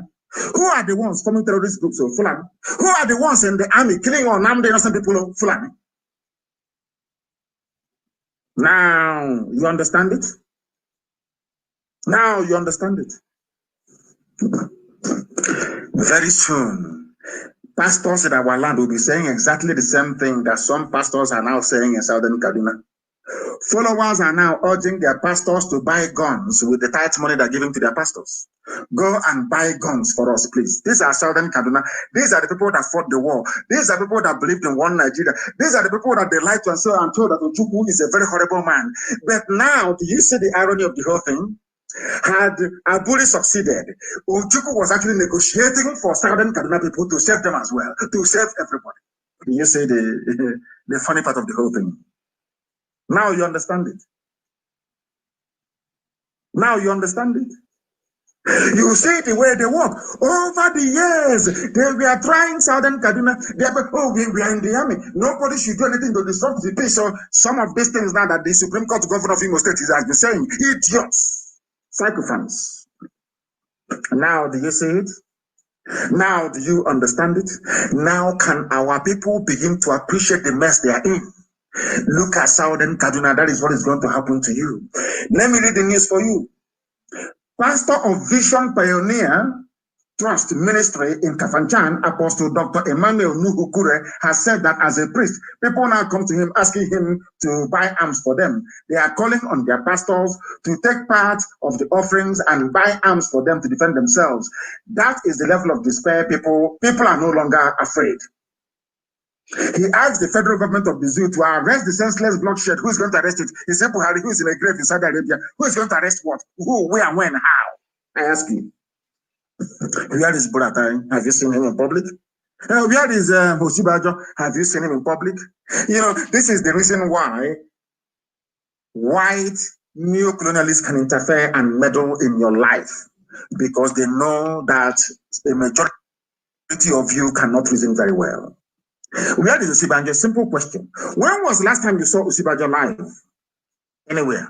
When was the last time you saw Buratai live anywhere? Confirmable. Well, of course, we know that Buhari doesn't exist. Even the boy these days is scared to come out. The mask wearer can't even come out anymore. Is that very clear to all of you? Can you now all begin to understand that Equa Church, even indigenous of at Equa Good News Church in Kaduna, they are also saying it. There is going to be a revolution. These are people feeling the heat in Southern Kaduna. And you're busy in the South writing rubbish about one Nigeria and how you support one Nigeria. I feel sorry for all of you. Because they are coming. Then who is going to stop them? Nobody. To the extent that somebody in the Nigerian north is saying, divide the zoo now, divide Nigeria now, no angel can unite us, according to a northern elder. This is the news carried by Biafra, which is one of their papers. That amalgamation of 1914 was a grave mistake. The chairman of the dialogue group in Kaduna, Haji Mohammed Mahadi Shehu, has lamented religious divisions in the country, stating that breakup of the nation may not be such a bad idea. But does Britain want it? Of course not. They are your creators, they are your makers, they built you, they told you who you are. I came across, I was reading a piece, an article a few days ago, they said, in 1960, Nigeria became independent. If you're a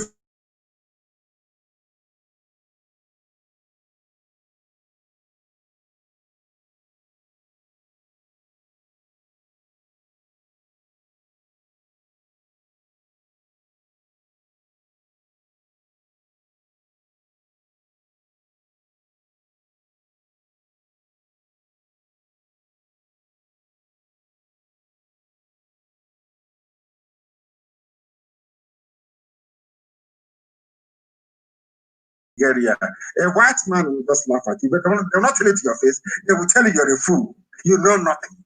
How can you allow me to come to your country to create a nation for you? Are you foolish? Now you understand, don't you? Now you understand. The chairman of the dialogue group is saying that people have not been able to rise above ethnic and religious sentiments, making a united nation very difficult to achieve. But as long as oil is flowing, gas is flowing from Biafra land, they'll keep patching up the zoo. They keep giving more power to the Janjaweed. Because they know that all you need to do to a Biafran, and if a man is special, of course, every Biafran, just go there and sprinkle some money. Give them, create some artists, create some sabo. You know, some saboteurs, even some people within IPOB, they see themselves as many, their dream is to become like artists one day. And if you go and investigate him, you see that the way he made his money was by being subservient to the Janjaweed. So the only thing for you to do is to become subservient to Janjaweed. You become saboteur full time. Sabo. You start from childhood. You know, sabo. Peddling your gossip here and there, peddling it. If you're lucky, Red Honor Chair will pick it up. If you're the heavyweight, maybe they will send an Igbo politician to you, you know, to come and speak to you and see how they can convince you. Oh, these things, the governors are finding it very hard. How can we divide IPOB from within? And you are a fool, you buy into it. Maybe they will change your wardrobe for you, or, you know, you come and try and see what will happen to you. The zoo tried, they failed. The governors tried, they failed. Is it Okoko that will divide IPOB? Who is the idiot? I'm not the food. They're not going to the idiots to divide IPOB. They're not going to you. People can gossip all they like. Gossiping is free. Anybody is free to gossip. If you cannot gossip on Facebook, you go to Twitter. You cannot gossip on Twitter. You go to TikTok. If not for TikTok, you go to HotTalk. Anywhere you like, you can gossip. Gossip is free. Anybody can gossip their life away. That's your business. That IPOB is one family and indivisible under the sun. And I get all your envy, greed, and jealousy. It doesn't mean anything. I lead IPOB. I appoint and I dismiss. For suppose one people will care now, I don't know what is a suppose one in English. I don't know. Somebody should tell me what a suppose one in English. I don't know what it means. Someone should tell me what it means. Here we educate you for free. For free. The only thing will cost is to download IPOB Community Radio app. That is the only thing that it will cost you. That is all. That is all. Compare the governors you have with the other governors elsewhere. Let us be a bit rational. Let us drill it down to ethnic nationalities. Per se. Where is Governor Autumn from? We are told that it is Fulani, Yoruba, and the Igbo that are the major so-called tribes in the zoo. Is that correct? So Samuel Autumn is not from a major tribe. And if anybody needs to be scared as a governor, Governor Autumn should be very scared, isn't it? But he's not. Do you know that what Governor Autumn has said, no single so-called governor has been able to say it, with a sort of weak care, of course. Now and again, if he's going to be consistent, that remains to be seen. Look at Governor Autumn. Governor Autumn said that any Mieti Allah they catch in Benue State, they will jail them. Can any Igbo governor say that? But Governor Autumn is on his own, just Benue State. He has no relatives to come to his rescue. But a group of 7, let us say 7 for now, including Delta and Rivers, 7 of them. They are terrified. They are terrified. Only one governor, only one man can stand up against Mietiala that 7 men cannot stand up against. That tells you the level of stranglehold they have over our people. They control the exercise over our lives. They are your political leaders. They are your governors. They are your this. What Governor Autumn managed to open his mouth to say, these 7 people cannot say it. Because of the whole of 11 of them. They cannot say it. That tells you the extent of the mess you're in.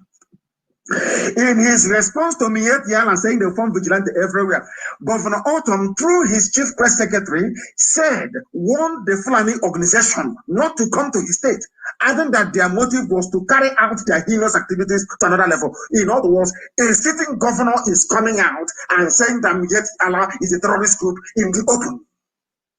Something that no, not one single politician from the East can say it. Not one soul. Something is Governor Autumn from a major tribe. And he's people armed. Because when men have soul and conscience, when men can stand on their 2 feet, you don't push them about. Look at your governors. Can they say what? Can they stand up? Instead, they are putting Mietiala in their own government in their states in the East. What does that tell you about them? Respect your governors, respect your political leaders. Yes, respect, but respect is reciprocal. Respect us by coming out to condemn what Mietiala is doing. That is the least you can do. Governor Autumn has done it in Benue State. Why can't you do it? Because they promised all 7 of you presidency. All the 7 of you. And all of you are so foolish. That betrayal that is in our people. The foolish thing about it is that all of them, they think, oh, I'm not going to tell the Abia one. Abia will say, oh, I will not tell the guy anymore that they have promised me the presidency. All I'm going to do is to undermine them. You see them working at cross purposes, fighting themselves, fooling themselves, deceiving themselves.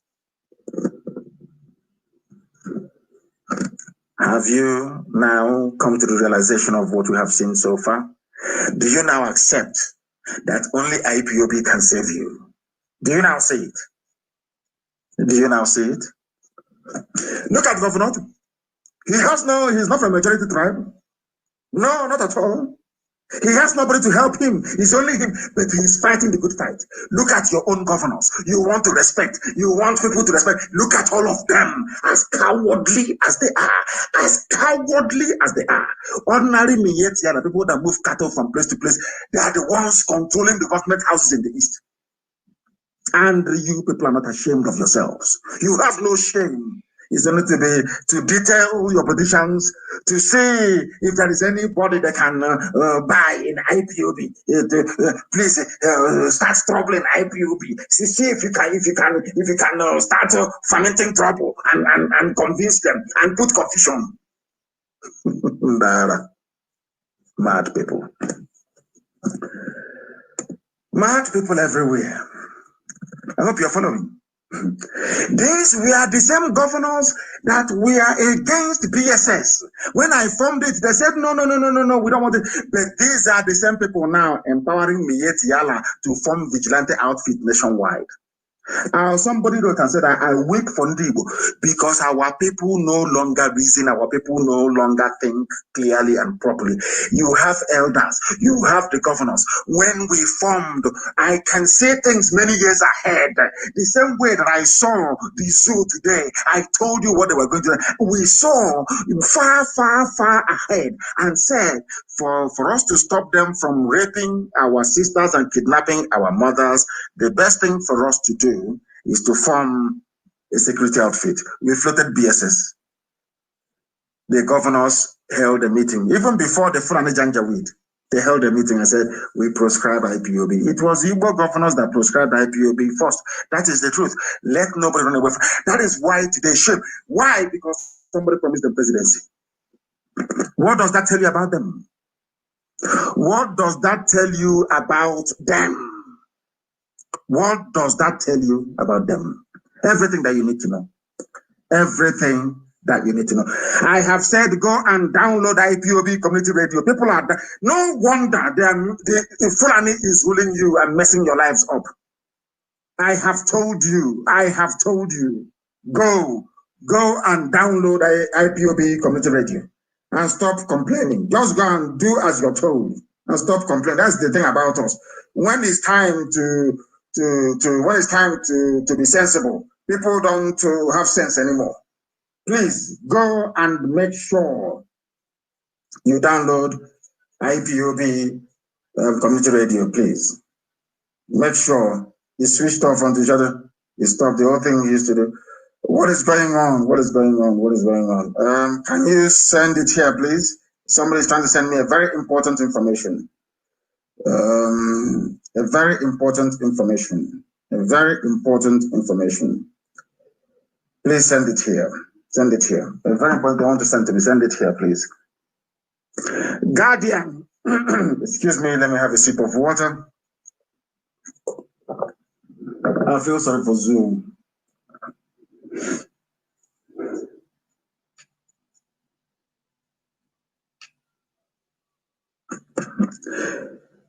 I want to report to the world tonight that the Zoo Army are busy picking up people and arresting them. They have just driven into Ohafia barracks tonight with nearly 40 youths, young men. Nobody can actually tell where they picked them up from. All blindfolded and loaded them into Hilux trucks and drove them to Ohafia barracks. We are letting the whole world know that as we are live on air right now, report is filtering in Ohafia barracks. They are now going out and picking up people on the road, on the streets, blindfolding them and driving them to their barracks for possible execution. This is the situation we have on the ground. When you have political leaders, when you have cowards as political leaders, this is what happens. They now go out, any young people they see on the streets, they will pack them to their barracks and prepare them for execution. This is happening now in Ohafia barracks. In Ohafia barracks as we speak. Half-year barracks as we speak. And when they shoot them, you will have some people say they cannot treat those with gunshot wounds, as happened in Enugu. I don't know what is wrong with our people. There is something wrong.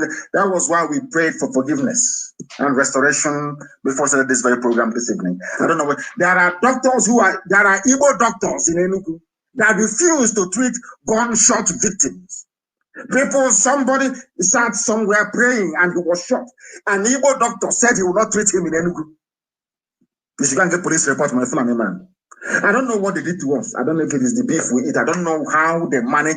This nonsense they did to us is what they want to bring into IPOB, but it can never work. This rubbish they have done. Look at how they have decimated our minds. We can no longer reason properly. A doctor, an Igbo doctor, knows that his brother was shot for no reason. He refused to treat him.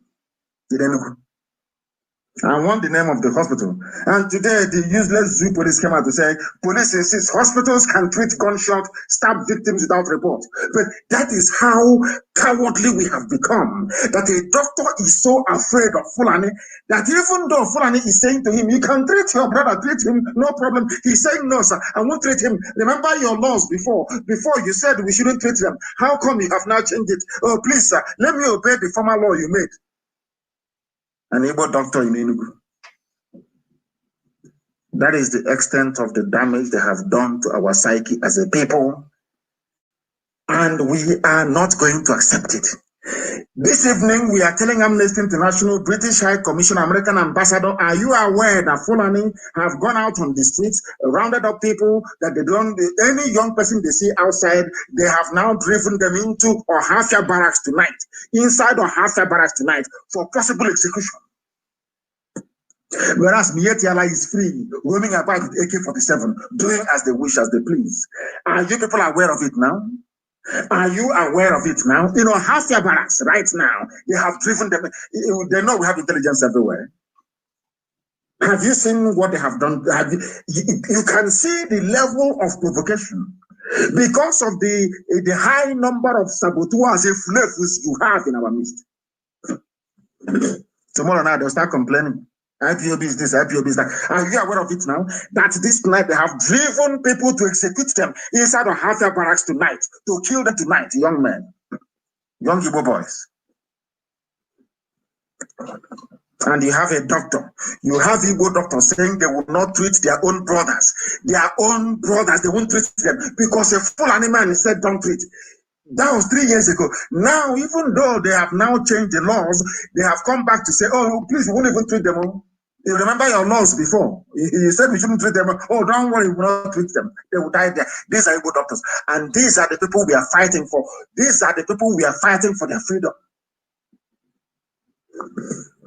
You know, Ohafia barracks, they are preparing some young people for execution tonight. In Ohafia barracks, they are preparing for the execution of people in Ohafia barracks tonight. I need the name of the commandant for Ohafia barracks, please. I need his name and I need his picture, and I want it everywhere to alert the world as to what they intend to do. Execution is going to be, because BBC will report it, CNN will report it, they have all collected money from the zoo. They are all pursuing an Islamic agenda, all of them. Your governors will not do it because they have promised them presidency, all the 7 of them. They will not talk, they will not speak. They are now putting the world on notice that executions are about to take place tonight. You know, Ohafia barracks. Executions are about to take place tonight of unarmed, innocent people that the Fulani Janjaweed army picked up from the streets. They are going to execute them tonight.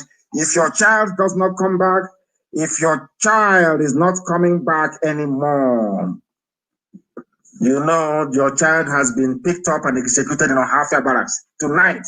That is what they are doing there. They are preparing for execution tonight in Ohafia barracks. I need the name of the commandant of Ohafia barracks. I need his name, please, and I need his picture, and I want it everywhere. The man who is going to carry out the executions, I want his name and his picture everywhere, that the world may know. That the world may know. Very, very important that the world may know. Sometimes I don't even know if and this who is even worse. Who is worse? Who is worse? Please, who is worse? Very, very sad indeed. Extremely sad indeed that our people do not understand what is befalling them.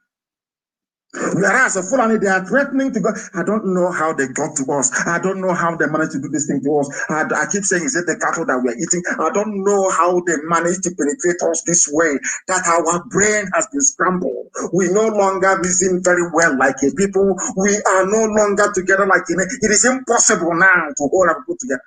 That is the rubbish they want to try in IPOB. Say that only walk. The idiot will suffer. Look at what I've done to our people.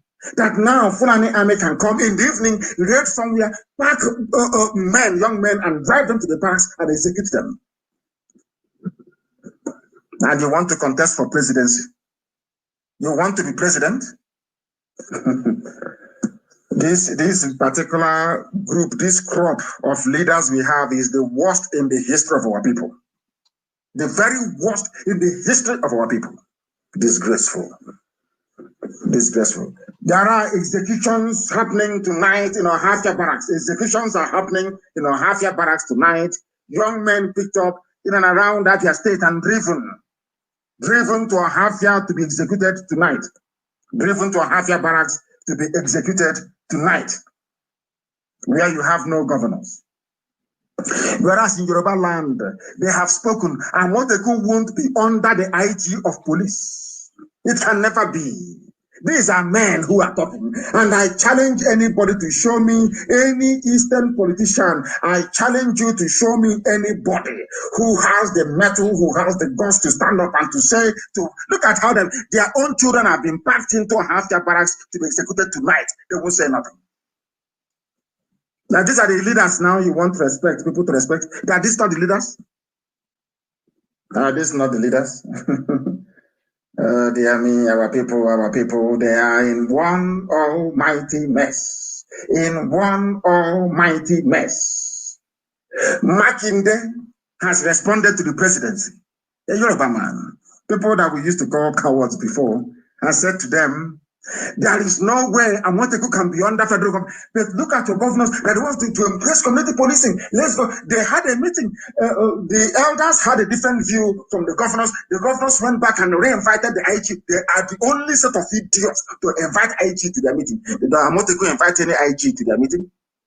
When the Oduduwa were setting up their security, did they invite any Fulani man there? I don't know what is wrong with it. I have no idea what is wrong with this generation. I have no idea who corrupted their brain. I have no idea, to be honest. I have no idea. I have no idea. But inside Ohafia barracks tonight, people are being executed in Ohafia barracks by Fulani Janjaweed terrorist army. Governor Sheyi Makinde has disagreed with the presidency over his plan to bring Oyo State Security Network, popularly known as Amotekun, under the control of Inspector General of Police. They have said no. Oyo State have said no. Ondo said no. Ekiti said these are governors' men in office. Back in Biafra land, it's just women. All they know how to do is to fight their own people. That is all. Who can sell each other better to the Fulani? That's all they do. And these are your so-called leaders. These are your leaders. These are your so-called leaders. And I want to make it very clear to this Brigadier General Solomon Babatunde Kumapai, or whatever the idiot's name is, you will be in very serious trouble. Should any be executed in Ohafia tonight?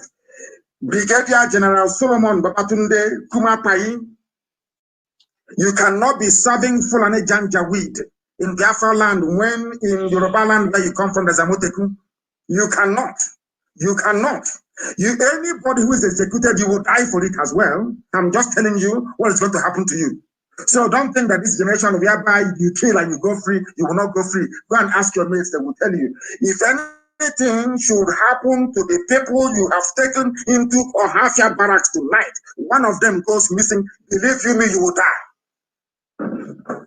Try and see now. Ask those in Enugu, they will explain to you better. Mad people everywhere. You think we are joking? You think we are joking? Let's kill anybody in that barracks who will come after you. Go and kill them. You will see what will happen to you. Madman, idiot. That is where you are. Is that where Boko Haram is? Were you not meant to be fighting Boko Haram and bandits all over the place? Have you fought any Mietiala person before? It's only on because we have no guns and bullets. That is why you go, you pack people, you take them to Ohafia barracks to go and execute. And you're a Yoruba man.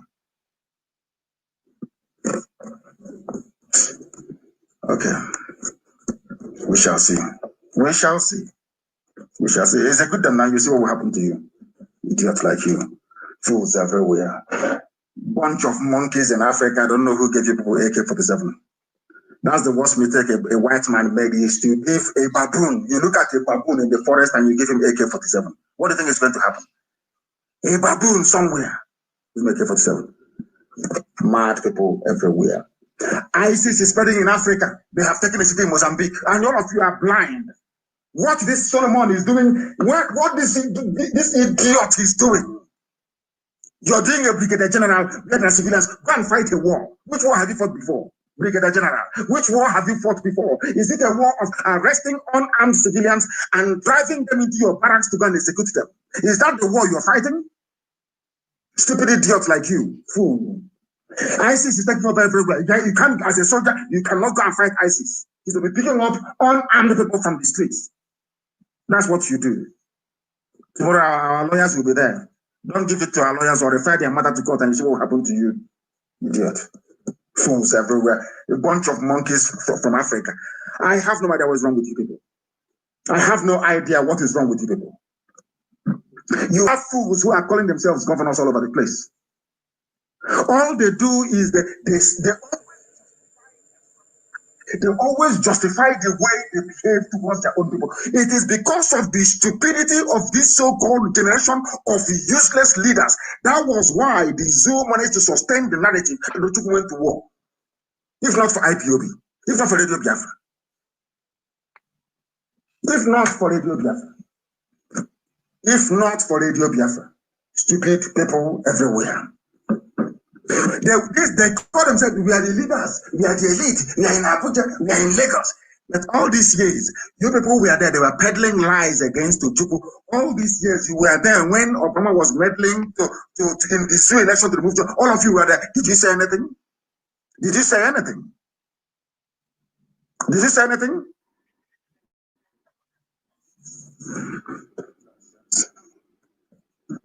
They are going to teach them a lesson in a half year. They will see. That thing they want, they will get it in a half year. They will get it now, and I'm sure they know that very well. The BBC will prepare. Prepare. BBC should go and prepare. Prepare as usual to publish falsehood and nonsense. Prepare as usual. All over the place, grown-up people, grown-up men are rising up to defend their own. It is only in Biafra land that you have political leaders who will sit idly by and watch the decimation and watch the destruction of their own people. It's only them. You will sit idly by and watch the destruction of your own people. Only you. Only you. Especially those of them that claim that they are evil. I don't know what is wrong with them. I have no idea what is wrong with them. Let us try and see if we can get you what a proper governor is saying. Listen. You are not carrying arms. They can't allow them to carry arms. But the case was made at the end of the day, today they carry arms. I'm sure on the second case, gradually will be like that. We want to make the case. Well, Your Excellency, it appears as though the IGP isn't bulging. And this is a Yoruba Akeredolu saying that one day Amotekun will bear arms. We don't even have arms, so there is no security network. Look at how the army is packing our people and executing them in our half-year barracks. Can you believe that? Can you believe that? They pack people, they kill them in broad day. This one will happen tonight. They are executing people tonight in our half-year barracks. These are the people we used to say, oh, Yorubas are cowards. Can you see what their governors are saying? Makinde have said, this is Akeredolu. I want to play his voice for you. So he said, I want to go carry arms to defend Yoruba nation. Listen very carefully. Your own is they promised them presidency and they have abandoned their first duty, which is to defend their own people. A bunch of fools they are. Listen, please. At least when civil defense started, they are not carrying arms. They didn't allow them to carry arms. When the case was made, at the end of the day, today they carry arms. I'm sure on the second case, gradually will be like that. We want to make the case. Well, Your Excellency, it appears as though the IGP isn't bulging, and now we know that there's a community policing idea there. Listen, and I'm wondering, what if in eventuality that the IGP says, well, this is not going to happen, except you collapse Amotekun into community policing, then would you just leave Amotekun to be handicapped in court for the time being? What are you going to do, really? I've said this. I said it clearly. Listen. Let me repeat it. We will not collapse Amotekun to community policing. Amotekun was a Yoruba governor. You see people that love their people. They say, oh, the Yorubas, they respect their politicians. Why don't you respect a man that speaks this way? Has any of you spoken this way and you do not get respect? Don't Abaribe have respect? Don't Professor Wala have respect? Don't our elder Mbazbika Mechi have respect? If you speak like a grown-up man, somebody will respect you. Tell me why Yoruba people will not respect governors like this. If you speak this way. Listen. That on his own, there is a law creating this Amotekun setup, this security setup. So it's not going to be collapsed. There is no intimidation. We are not people that can be intimidated. And we are not people that the IG will give order to. It's not possible. We will not collapse it. I've said so. There's no need for us to belabor this issue. We will not. But all we say is that if he's prepared, we are prepared to discuss with him. Let us discuss on this matter.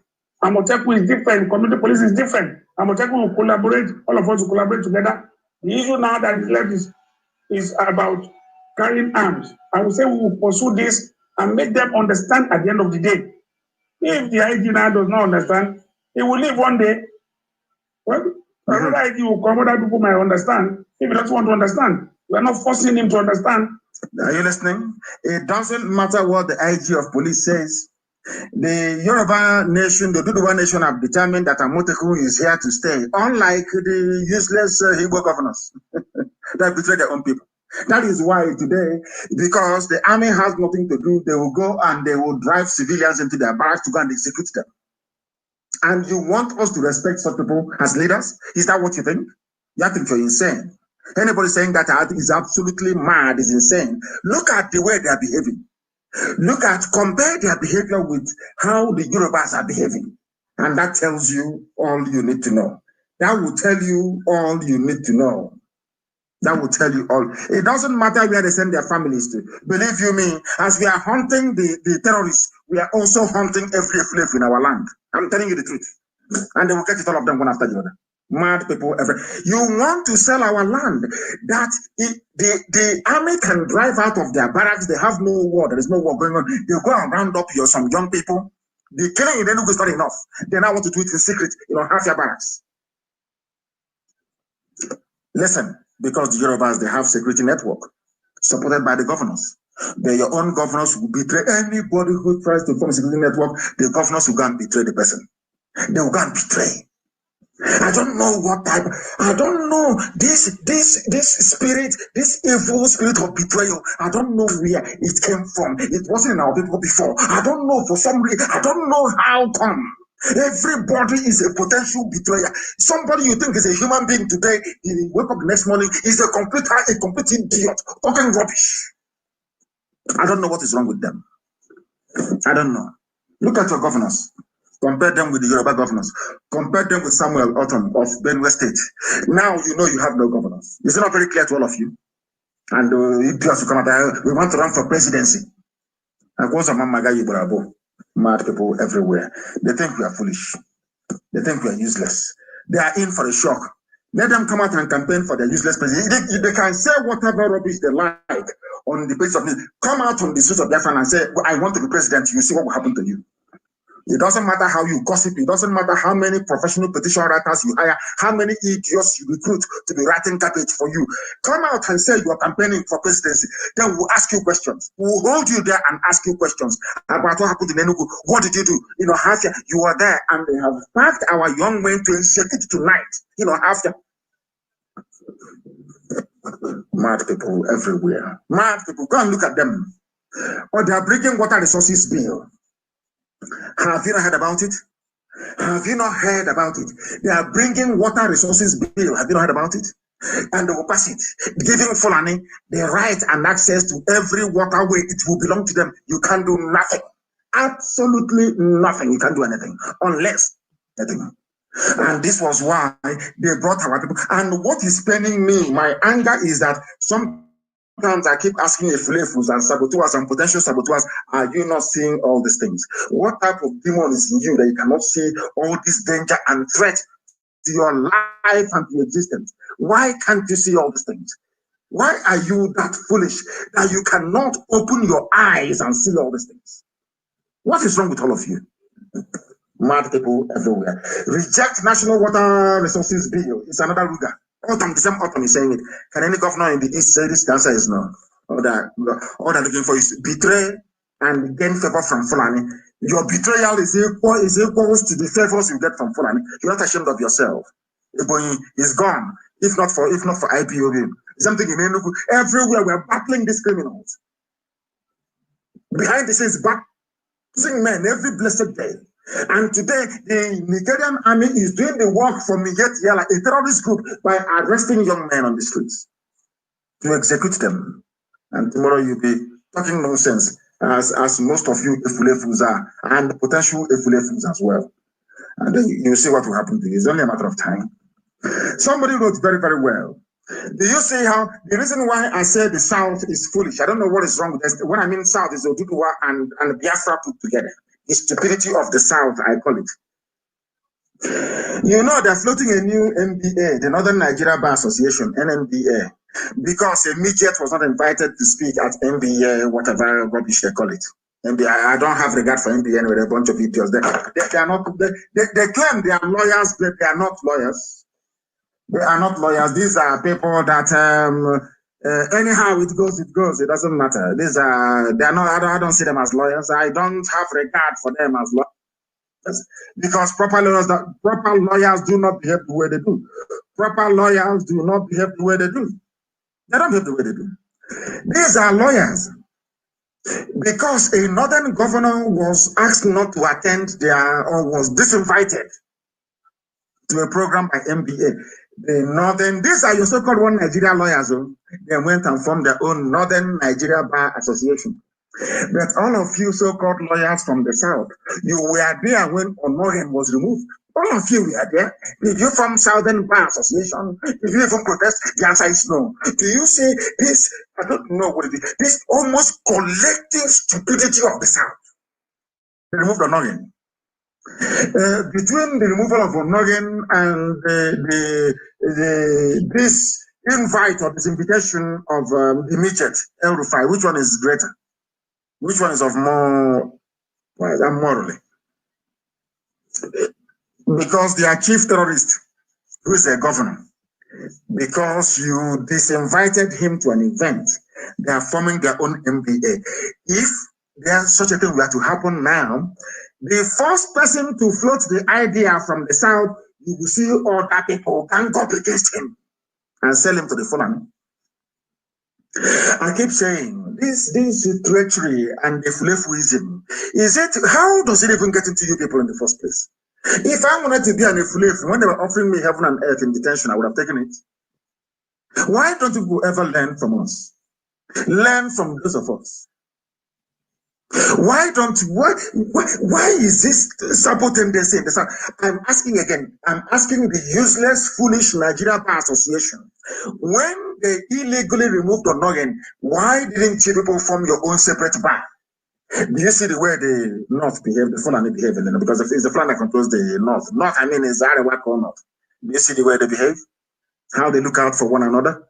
Tell me why they won't love each other. Why they will not fight for each other. Why they will not respect each other. Tell me why. But your job is to sell. Your job is to sell each other. That is your job. Even what is supposed to cause quarrel and everything is you twist and until it becomes a problem. And then you find excuse to become a traitor. Always, all we are looking for is how can I become a legitimate traitor?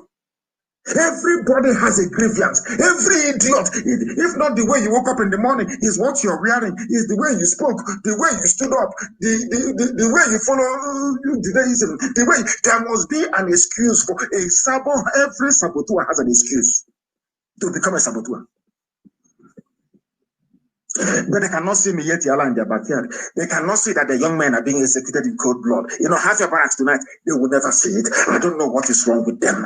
They can see that the North has formed their own NBA, Northern Nigeria Bar Association, because a governor was not invited to an event, whereas a sitting chief justice was removed illegally. They did nothing. What does that tell you about these people? Do you see how they have damaged us from within? These guys, they're like a disease. They've gone into us and they've been eating us from within since after the war. Now we are decaying on the outside and they have come for the kill. And we cannot do anything about it. Absolutely nothing. Nothing was removed. There was no noise. No noise. This is, can you, now let me put it to you this way. Are you telling me now that perchance, Osibajo is sworn in as the president since Buhari is long dead since 2017. And Osibajo will now remove Tanko. What do you think will happen? The aeroplane tunnel. Do you think anybody can remove him? Remove him and you see what will happen to you. You cannot remove him. Because they are united. They know what they want. They know what but our own is that wretched, useless idiot from the back will always raise up his hand, ask a foolish question, and then run to the Fulani camp to go and become a full-time saboteur. And some of you actually spend time listening to these idiots and responding to these fools. That is the most painful and difficult aspect of it. Whereas Mieti Allah is in your backyard, killing you, raping your sisters and cutting them up into pieces. That is what has been happening. So some of you don't know that. Very sad indeed. And you have governors. Tomorrow they want to be president. It's from our brother analyzed it very well. Bishop Sedwin analyzed it very, very well. He called them Zuzu. Always their brain is only against their own people. You see them intellectualized and talking rubbish only against their own people. When we formed the BSS, they were all talking their usual garbage. Look at Yoruba with Amoteku. Any dissenting voice? Look at the terrorist Mietiana. Look at the Fulani. Any dissenting voice? It's only you people. Notice me. Everybody wants to be noticed. Every idiot wants to be noticed. Every fool, notice me. Notice me, not because you're fighting your enemies, but because you're fighting your own brother. That is when you have strength and energy. They have formed Northern Nigeria Bar Association because you did not invite their hitman, their main governor, the chief sponsor of terrorists in the north. Onagan was removed, gone. The DSS director was removed, gone. All of you are there, sheepishly looking like the fools. All you do is, APC is doing very well. We must support APC, be sure that they can give you money from the north. So Frane can sprinkle some cash in front of you. That is how wretched, how hopeless, how useless your lives are. Useless to be called. And you think we can compromise? We can join you in your nonsense? You are talking rubbish. When other governors are busy protecting their land, talking about their people, that they will not allow any nonsense to happen in their land. Your own governors are busy calling DSS or Fulani to go and arrest pensioners who are protesting. The Supreme Court governor. These are leaders. These are the people that some stupid elders, this is the idiot that some stupid elders went to say, oh, congratulations, you're here now. Forgetting that he had won the election. People without principle, people without gumption, people without scruples, people without morals, none whatsoever. Anywhere they see the cash, they follow. Anywhere they see envy, they invest in envy. The same way people invest in business, that is how they invest their time and energy into envy to look for how to do sabo work. Sabo. This is the result of it. Now you have who pulls of them. Supreme Court governor calling Fulani DSS to come and punish his fathers for asking for their money pensions. This is the type of leadership we have in Biafra. This is the type of, hey, do you see the battles we need to fight? Do you see the obstacles we need to overcome? Do you see why we do what we do and the way we do it? Hope Uzodinma, protesting pensioners in Imo State, accused Hope Uzodinma, the Supreme Court governor, of using DSS to intimidate them. People came asking for their pensions. Your father's age mate, and you're calling DSS Fulani secret police to come and arrest them. This is our history. This is the life of our people. Sabo everywhere. It is this present breed of leadership we have now. It is the worst of the worst since history began.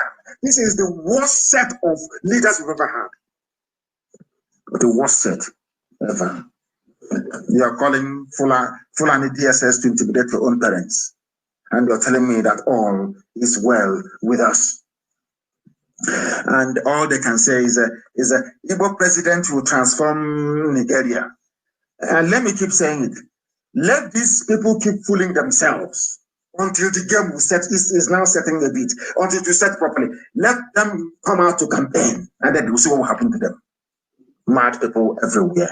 That's all they care about. Who will be governor? Who will be president? Who will be? That is all that matters to them. Yet Yala can kill us. Our villages can be turned into Fulani Emirates. They don't care. All they care about is political office and to make money for themselves and their children. That's what they care about. Mad people. Come and do presidency. Presidency, president, mad people everywhere. Mad people everywhere. Nigeria Bar Association fell apart because Northerners said you must invite the Fulani man. You must, because they own the place. Compare the attitude of Fulani lawyers to the attitude of the idiots from the South claiming they are lawyers. Compare the two. If not now that some people came out through the government to say we are going to file a case. This killing is too much. We are going to file a case. Prepare another case because executions are going on right now. We don't have them as I speak. Executions are happening right now in Ohafia as I speak. So prepare more papers. You think Fulani understand law court? They understand paper. The only thing they understand is AK-47 and rocket propelled. That's the only thing they ask, the only language they understand. All this rubbish, filing of papers, it doesn't concern them. A Fulani judge went to court. They asked him, this position of IPOB, what are you basing it on? He said he's basing it upon a Punch publication. Punch newspaper published something against IPOB. Because of that, I am basing my ruling on what a newspaper said in Yoruba land. You don't know that? It's the ruling. ATF took the police to court about Operation Python Dance. A Fulani judge in Enugu ruled that the Python Dance was justified because of what Punch newspaper wrote. Some of you don't know that. No, you don't know. But now you know. Now you know. You don't know what you're in for. You don't know how many enemies you're facing. You don't know. Now, and after that, his name is Chadwick. His picture is everywhere. People are mourning him. Chadwick is dead. And I was asking myself, since 2 days ago, I've been asking myself, I've been praying to God, and that was why I prayed for forgiveness this evening. I was asking God, are you sure you actually, that these are the same great people you once made? Are you sure we are descended from those people? Your own people died. 21 of them were shot dead. You are siding the Fulani that killed your own people. But an actor died. All of you are all mourning him. An actor that did nothing for you, of course, an entertainer. I respect that. And I regret the fact that he's dead, of course. He died from cancer. Fulani came and shot 21 of your young men. Instead, you're siding Fulani. Dear Lord, have mercy. And let me tell you what is going to befall you. I want to tell you tonight what is going to become your portion. I will tell you tonight what is going to become your portion. If you don't know, if you do not know, now you are going to know. I want everybody to look at the case of Southern Kaduna.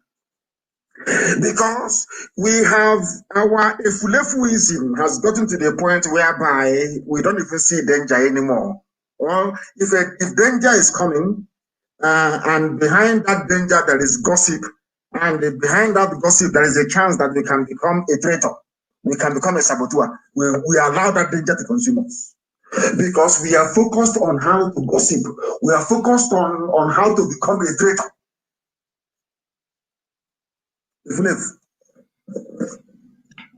Let me tell you about Southern Kaduna. The creation of 4 emirates in Southern Kaduna was a declaration of war that went unnoticed. It's an article. Do you know they have declared 4 emirates in Southern Kaduna? Are you aware of that? Do you see how they roll? Why they say, oh, let's live in unity of this country. Let's unite together and unite under the mango tree, unite under the yellow tree, all that rubbish. Meanwhile, as they are talking about unity, as I told you will happen in the Biafra land if care is not taken, they have created 4 emirates in Southern Kaduna. Are you aware of that? 4 emirates in Southern Kaduna. That is what's going to happen to our land. But meanwhile, all that preoccupies you is how do I gossip? Oh, how do I develop my support to reach the high level where I can now become a full-time sabo? That's what is happening to us. But meanwhile, in Southern Kaduna, as I've warned you see how they're creeping, they're coming south slowly. Look at how they decimated Hausa people and all the other minority tribes over there, and they're creeping and creeping and creeping. They are now in Southern Kaduna. Once they finish, they will deal with the baggy in Abuja, and now they move down, and we are taken. And Britain will support them all the way. The Arab world will support them all the way. Islamic communities all over the world will support them all the way. But you, to try and develop the Anglican church that came to your land, they have abandoned you. Roman Catholic Church that came to your land, they have abandoned all of you. None of them can speak against what is happening. They can never speak because they are all part of a wider Muslim one world religion alliance. You don't know that? People go to church singing hallelujah every day. You don't know the headquarters of the hallelujah have sold you out to Islam. They've sold you out. You don't know that? Tell me where they are killing Muslims and you don't hear Muslim leaders and imams speak out. It is only in Christianity that Christians are being murdered. You don't hear the Archbishop of Canterbury will not say anything. Pope will not say anything. Instead, they say, I'm praying to Virgin Mary to intercede. All the Episcopal churches in America are not saying anything. Nothing. All the New Age Pentecostal churches, nothing. It is only in Christianity that they are killing people and nobody will talk. Now, the Southern Kaduna, they are Christians. They are now getting emirates, 4 emirates, with the help of the Muslim world.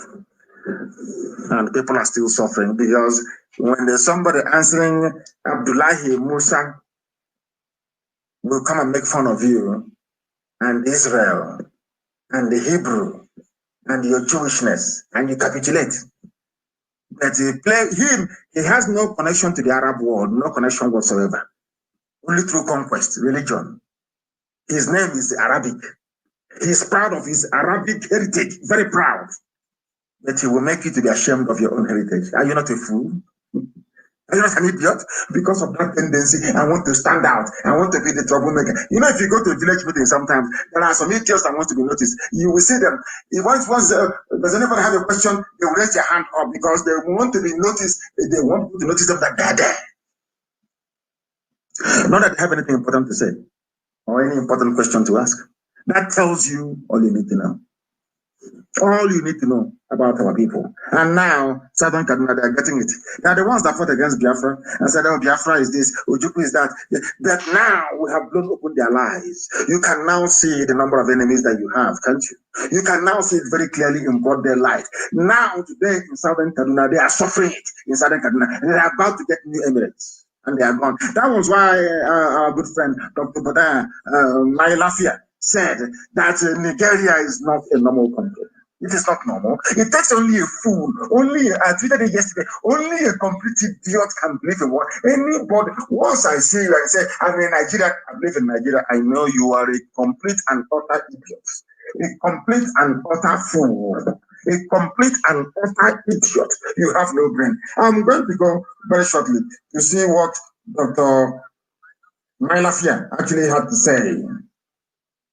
Of course, our FM is live in Kanu now. We are broadcasting in Kanu. We are live and direct in Kanu. That's how we should be. People are busy talking rubbish. Whereas we are live and direct in Kano. Now listen very carefully to this. Dr. Badan Mailafia said, there is something abnormal about Nigeria. Something abnormal. He said, there is something abnormal about our country. Nigeria is a country that hates the truth. And that is not normal at all. That is why, Nnamdi Kanu this, Nnamdi Kanu that, because they hate the truth. Nobody can come out to false anything that I've said. No human being, nobody can do it. This is the way he insults people. How, if look at the man, he's telling you that you are living in a country that is abnormal. How can I talk to you normally? You are an abnormal person for accepting an abnormality. The zoo is an abnormality. Nigeria is an abnormal creation by a white man and a white woman. It should not stand. It cannot stand. Not today, not tomorrow. Not ever. That is why the Fulanis. Imagine if Azikiwe had resisted. We will have the case of Mietiala today. Will our land, will it be taken over by Mietiala? Fulani Janjaweed terrorists? Had Zik, that time they were telling Zik, this year one Nigeria will consume also. He said no, it won't. Today, has it not consumed us?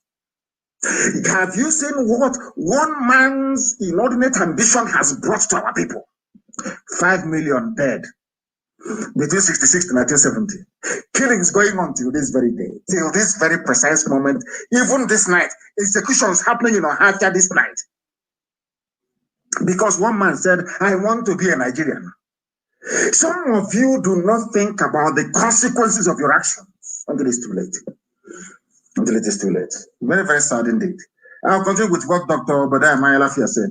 He said, this killings going on constitute an existential threat. I don't know why, for the life of me, that people tolerate the killings and think it's okay. People, black people, they see, like, Ohafia tonight, people are being killed right now as I speak, Ohafia barracks.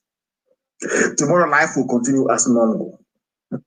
And that is why I believe that God is angry with black people. There is something very, very evil about the way black people condone evil. Black people tolerate evil. Something that no matter how you castigate white people, there are some things they will never tolerate. Never tolerate it. Dr. Mailafia said that it is not normal that people will tolerate this level of killings. And that when you speak and tell people about the reality of what we are facing now, they are more concerned about the sources, more concerned about political correctness. They have absolutely no concern about the holy matters that are being slaughtered. People are dying every day. People are going to be killed in Ohafia tonight. Young Igbo youths will be killed in Ohafia tonight by the commandant. He's not fighting Boko Haram. Not the bandits who are killing people, but all he does, he will drive out with his hillocks, with his AK-47, arrest some young men, drive them to the barracks, execute them, and bury them there. That's what they do. And his name is Solomon. He claims he's a Christian. Babatunde Solomon Babatunde. So he trained to become a soldier only to kill civilians. That is the brain of a black man. That is how evil black people are. You are a trained soldier, but the only thing they train you to do is to kill unarmed, arrest them, and execute them. That is your job. And tomorrow, Kezibazu will buy him more hillocks. I don't know, whoever gave this crop of leadership to our people, it won't be well with that person. It can't go well with them. Dr. Mailafia is saying, why can't we face the reality that people are being killed? The children, the elderly, women, the youth being killed on a daily basis. That is my focus. Another thing to me is diversionary. That is how a man reasons. Every other thing you're telling Dr. Buddha is minor. He is concentrating on the death of the innocent. What concerns you is how do I become saboteur? That is all that comes. That is the evil. And in IPOB is very, very funny. Once you allow evil spirit to enter you, you are finished. There were those before who are making mouth that without an IPOB cannot move forward. Is them that is doing this today? People have forgotten who they are. That is the might of IPOB. Once that devil goes inside you and is pushing you, is pushing you into oblivion. Look at all of them. Some of you now, I cannot speak ill of certain individuals. Some of you know that I used to come on air and I will not start my program until I speak to Pastor Mazi. I won't start any program. That was how important he was. I cannot start program without hearing from the barrister himself. Today, barrister is no longer there. Are we not moving forward? Are we not moving forward, I ask? People, you know, that's one thing about evil spirit.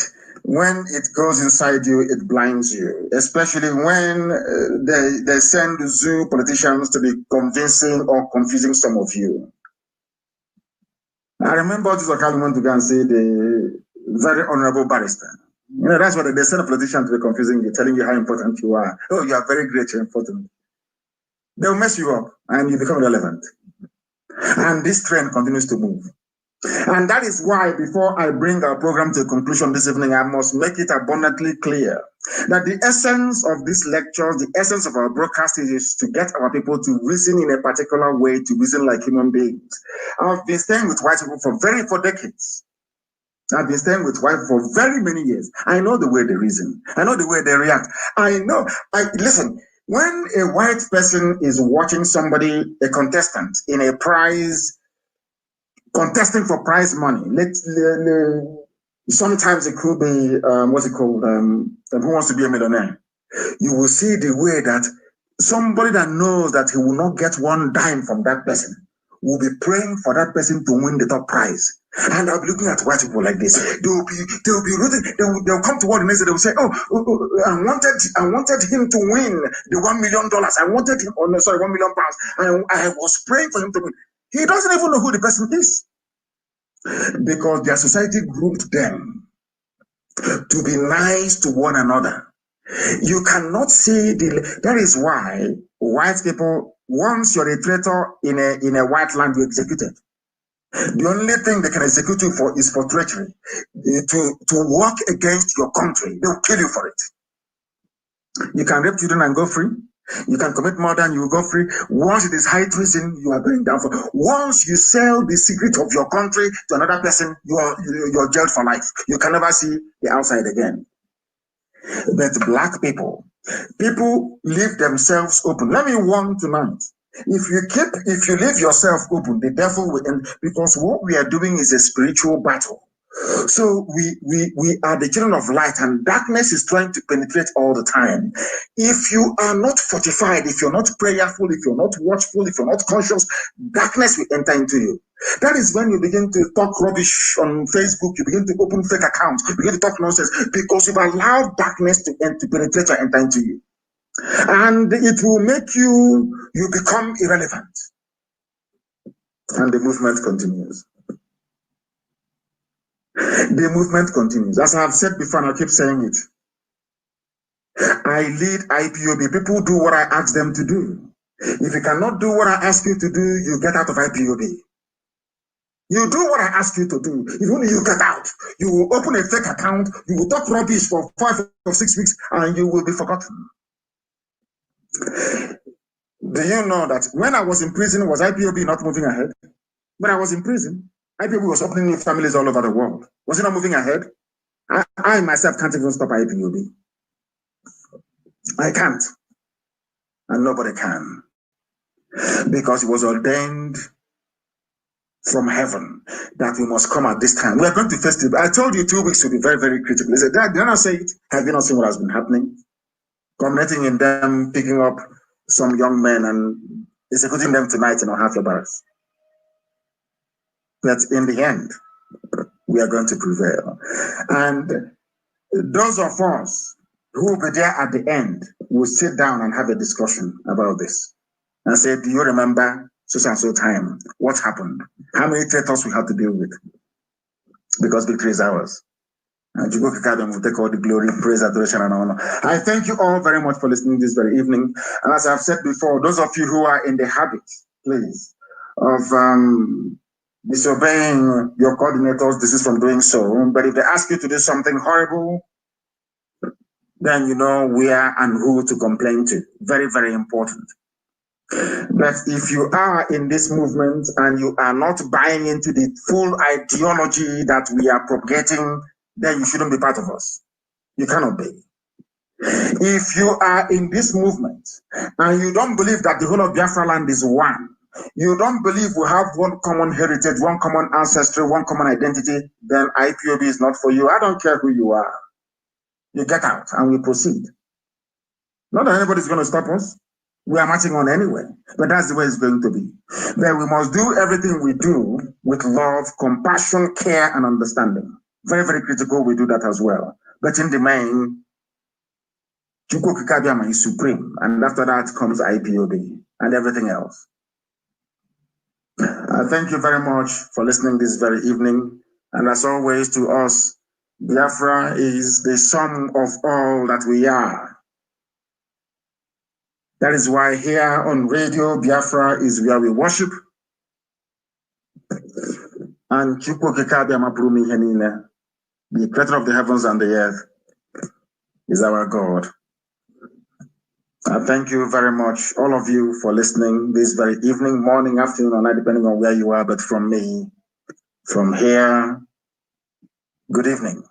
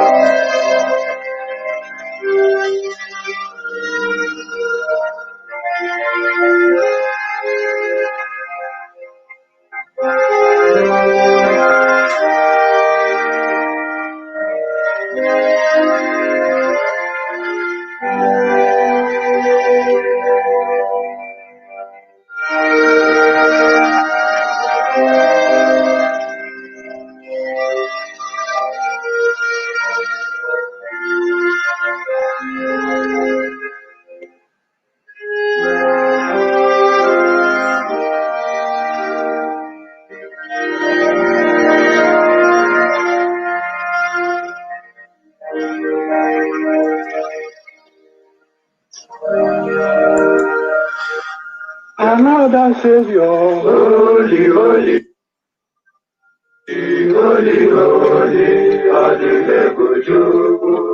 another Savior, holy, holy, holy, holy, Well, this is for BM. This is dedicated to the gallant heroes of the Nigerian Biafra War and IPOB families all over the world. I remember the Nigerian Biafra War, in the thickness of the Biafra genocide. Hey, one man revived the vanishing of the life. Let the great Biafra army to fight, and they were singing out, holy, holy, holy, holy, all of heaven, is another Savior. They were singing out,